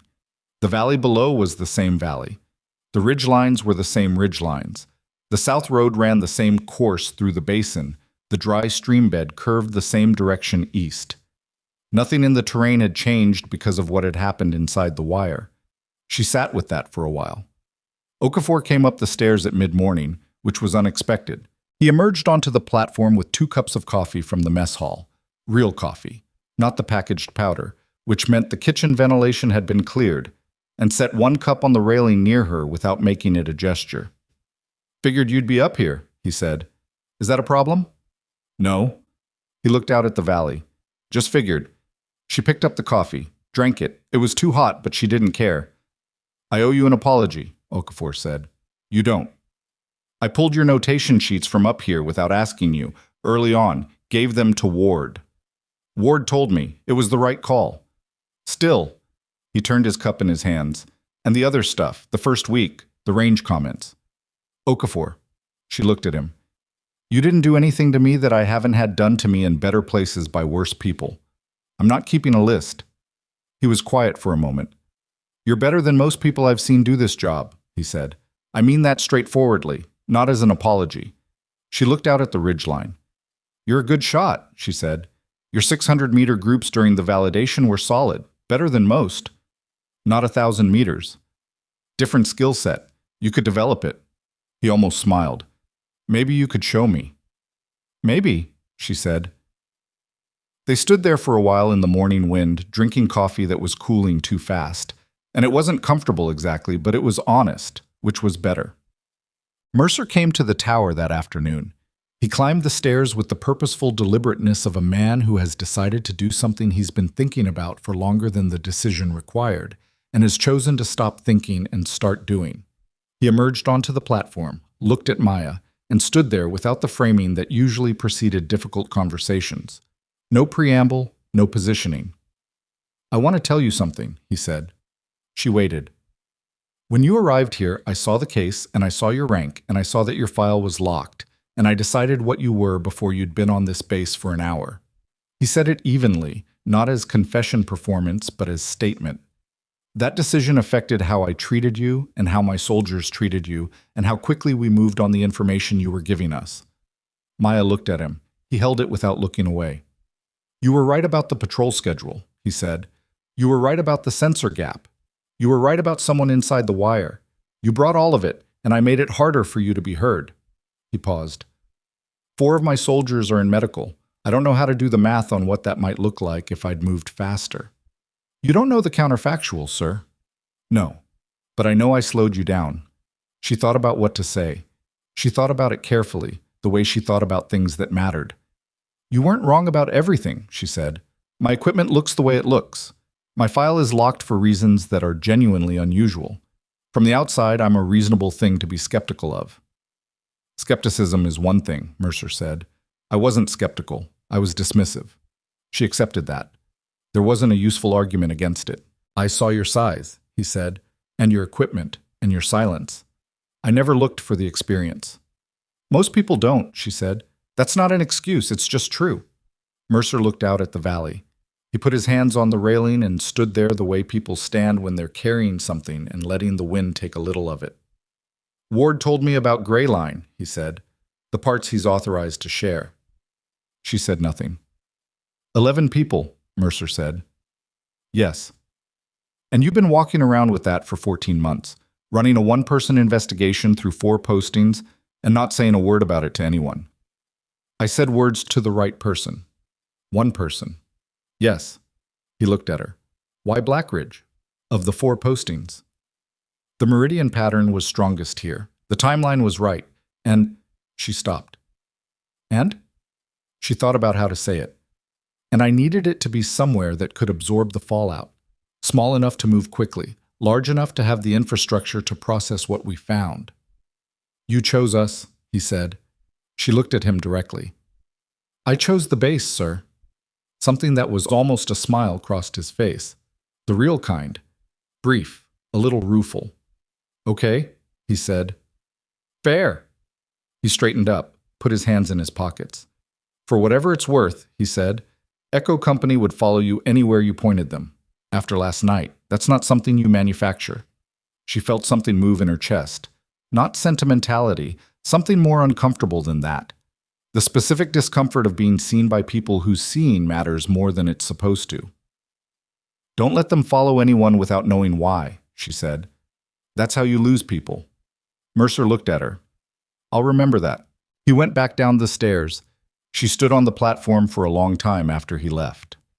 The counterintelligence team worked at Blackridge for 11 days. They were thorough in the way that institutional investigations are thorough when the institutional embarrassment is significant enough to justify the resources. Every meridian placement in the base's 2-year history was audited. Every access log was pulled. Every communication record was cross-referenced. They found 2 additional personnel with unexplained access patterns.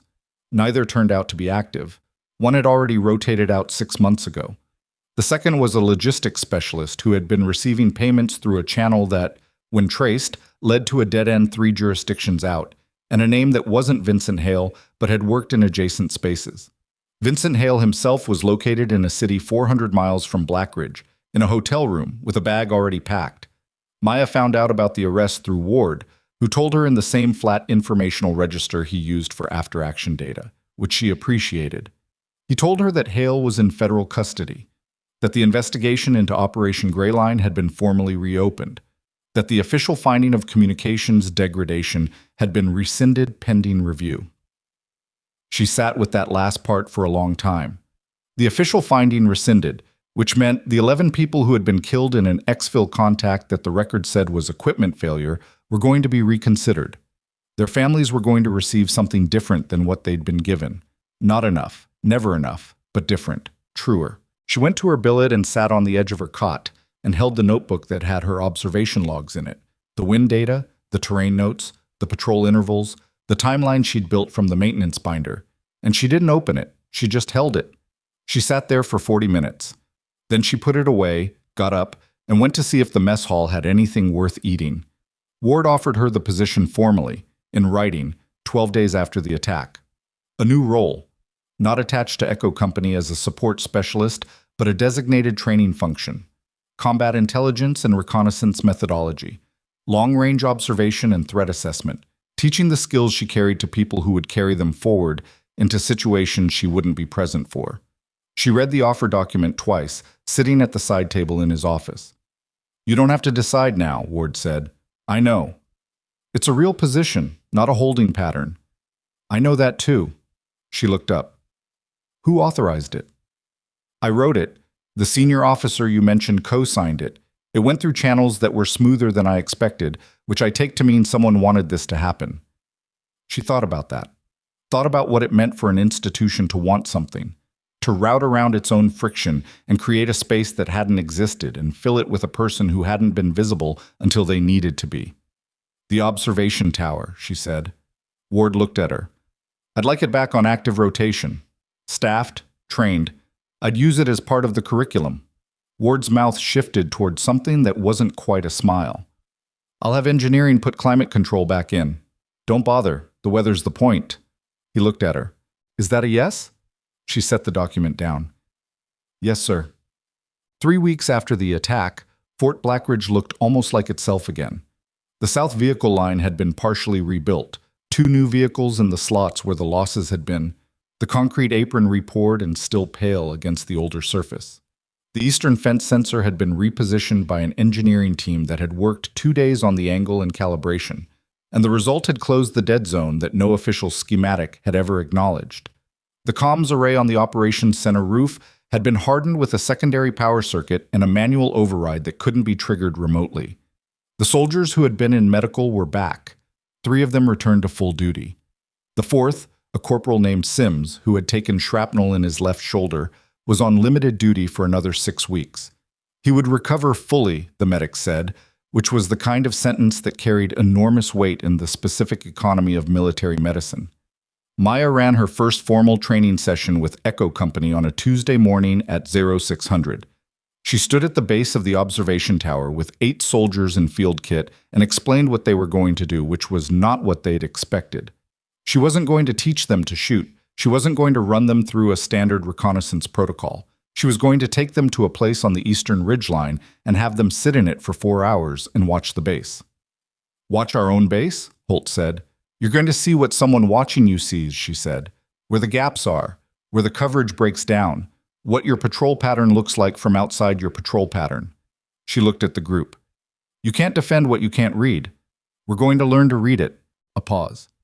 Then Holt said, "Okay," with the uncomplicated acceptance of someone who has decided to trust a direction without knowing where it goes, which was different from the Holt who had made comments about coffins for Civil War muskets 3 weeks ago, and different in a way that mattered.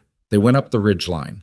It was a hard climb in the heat, loose rock, inconsistent footing, the kind of terrain that demanded attention and gave nothing back for free. 2 soldiers struggled. Maya didn't move faster than the slowest one. She waited, offered corrections on technique, moved on. When they reached the observation position she'd chosen, a natural depression in the rock that provided prone cover and a clear sightline to the base, she had them settle in and watch. The base from 2 kilometers looked small and specific and startlingly legible. She watched them see it. Watched the moment arrive in each face, Holt first, then Tate, then the others in sequence. When the base they'd been living inside for months became a thing they could see from outside, and the gap between those 2 perspectives registered. "There," she said, and pointed. "What do you see at the south wall?" "Coverage gap," Tate said immediately, "between posts 3 and 4. "What time of day is that gap most significant?" "Night rotation." He looked at her. "It's still there even after the variance?" "The variance helps. It doesn't eliminate." She looked at the group. "The gap is structural. It comes from the building placement. We can manage it, but we can't remove it, so we need to know exactly where it is and what it costs us." She looked back at the base. "Mark it in your head. Write it down. We're going to talk about how to compensate for it." They watched for 4 hours. By the end, every soldier in the group had identified something they hadn't known about the base they'd lived in for months. Some of the things were significant, some were small. All of them would register differently now than they had before, not as problems, necessarily, but as knowledge. And knowledge, consistently applied, was the difference between a base that could be read and a base that read back. On the descent, Tate fell into step beside her. "Where'd you learn to do this?" he said. She looked at him. "It was taught to me," she said. "A long time ago. By someone who said the same thing I just told you." "What did they say?" "That you can't defend what you can't read." Tate thought about that. "Who taught them?" "Someone before them," she said. He was quiet for a moment, then, "That's the point, isn't it? It keeps going." "That's the point," she said. "Well." The evening before the counterintelligence team finalized their clearance of Blackridge and packed their equipment for departure, Chen came to find Maya at the mess hall. He sat across from her with the directness that had characterized every interaction she'd had with him. No preamble, no performing of social ease. "Hale is talking," he said. She set down her fork. "Not everything. His attorney has him on a short leash, but he confirmed the gray line planning compromise. He confirmed Meridian's role. He named 2 additional individuals inside the authorization chain who facilitated the personnel placements." Chen paused. "He says the gray line exfil wasn't supposed to result in casualties. He says it was supposed to be a capture operation, and it went wrong." She looked at him. "He says?" "Yes." 11 people are still dead." "Yes," Chen said. "They are." She picked up her fork again, not because she was hungry, because she needed something to hold. "Will it be enough?" she said. "For a prosecution." "That's not my call. But what came out of this base, the physical evidence, the signals intercepts, Rourke's testimony once his attorney worked out a cooperation agreement, it's substantial. The Gray Line investigation has more to work with now than it's had since it opened." She nodded. "Maya." Chen used her first name the way people do when they've earned the right to it through shared difficulty rather than familiarity. "The finding rescission. Do you know what that means practically?" The families, she said. The families, he agreed. And the record. 11 people who died in a mission that the official record called a mechanical failure. Their names, what their names are attached to in the official documentation, changes. She thought about those names. She knew them the way you know names that have been with you for long enough that they stop being words and become something closer to presence. 11 of them. And what they had been in life, the specific, irreplaceable textures of 11 individual people, none of whom had been smooth or perfect or easy, all of whom had been real and trusted her and followed a plan that someone had already sold before they stepped on the ground. It's not enough, she said. No, Chen said. It's not. But it's what we have. Yes. She finished her food. Chen sat with her while she finished it, which she didn't ask him to do and which he did anyway, and the company was neither intrusive nor insufficient, which was precisely what it needed to be. The morning she was officially signed onto Blackridge's permanent roster, Maya took the rifle case to the observation tower. She climbed the stairs, the 2 steps near the top, the outward pressure, the familiar catch and clear, and came out onto the platform in the early morning wind that was running northwest at its consistent 15-mile baseline. The valley spread below in the clean, flat light of a desert morning that was the same in its geometry as every desert morning that had preceded it. She sat with the case across her knees and opened it. The rifle was exactly as she'd left it. The crack in the stock stabilized, the scope clear, the suppressor threaded, the bolt action smooth. Old in the way of things that have been maintained through continuous use rather than preserved through careful storage. She ran the function check she always ran, not because she doubted the weapon, but because the check was the point. Attention paid. Trust verified. She heard the stairs. Mercer came up onto the platform. He looked at the rifle in her hands and at the valley and at her. Engineering team is done with the sensor calibration, he said. Tested clean this morning. Good. He stood at the railing, the same railing he'd stood at in her first days here, when he'd come to tell her she was in his tower, his AO, his domain.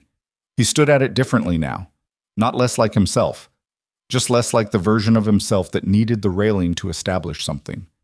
The first session yesterday, he said, on the ridgeline. Yes, sir. Holt came to me afterward, said it was the most useful training he'd had at this posting. He paused.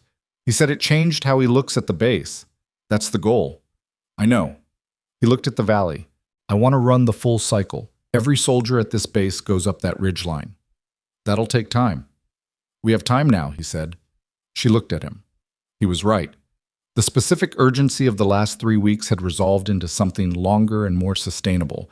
Not safety exactly, but the workable state of a base that knew its vulnerabilities and was working them rather than inheriting them blindly. Start with the fire teams, she said. Groups of 4. I'll run 2 sessions a week. Done. He stayed at the railing for a moment. There's something I want to say, he said, that I don't have a clean way to say. She waited. When I dropped your case on that concrete on your first day, he said, I need you to know that I understand what I did. Not just the disrespect. What it represented. You came here carrying something that had kept 11 people's story alive for 14 months, and I threw it on the ground to make a point. She looked at the rifle case in her hands. The scratched aluminum, the 550 cord handle. The latch she'd straightened with a multi-tool and a few precise adjustments. You didn't know what it was, she said. That's the problem, he said. That's exactly the problem. She thought about that. About all the times someone had not known what something was and treated it accordingly. About how many times that had cost someone something they couldn't recover. Then that's what we teach, she said. That's the whole lesson. You read the thing before you decide what it's worth. Mercer looked at her for a moment. You should have been angrier, he said, when I did that. Most people would have been. I was, she said. I had 3 seconds of it. He looked confused. It's a practice, she said. You get 3 seconds, then you get back to work. Something moved across his face that she hadn't seen there before. Not the operational acknowledgement from the night of the attack. Something quieter than that. A man recognizing a discipline he hadn't known was available. 3 seconds, he said. It helps, she said. He nodded once, the nod of someone filing something away for real rather than for show. He looked out at the valley one more time, then went back down the stairs. She stayed on the platform until the sun was fully up. The wind ran steady from the northwest. The ridgeline at 2 kilometers showed no movement. The south road was clear, the dry streambed pale in the morning light. The valley spread out in its full width with the particular clarity that comes in the desert in the hour after sunrise, before the heat builds and the air starts moving in ways that complicate everything. She picked up the rifle. Not to fire. Just to hold it, the weight of it, the specific gravity of something that had been with her through everything the last 14 months had asked of her. 11 names. The people who had carried them were gone. The record that had buried them was being corrected. The man responsible was in a room with federal prosecutors and an attorney who was negotiating the terms of whatever remained of Vincent Hale's life. It wasn't clean. It was never going to be clean. There was no version of justice that gave back what had been taken, and she'd made her peace with that years ago in a different country, on a different ridgeline, sitting alone and deciding whether what she was going to do next was worth doing. She had decided yes. She was still deciding yes. The base below her was waking up. The mess hall opening, vehicles starting in the motor pool, soldiers moving on the perimeter in the new varied rotation that ran now on randomized intervals within a 40-minute window. She watched a 2-person patrol clear the south wall and move along the fence line with the attentiveness of people who had spent 4 hours on a ridgeline learning what attentiveness looked like from the outside. It was a small thing. It was exactly the right thing. She set the rifle back in the case and closed the latches, both of them, the repaired one and the intact one, and stood up. The observation tower at Fort Blackridge was no longer a decommissioned space where soldiers went to smoke and look at nothing.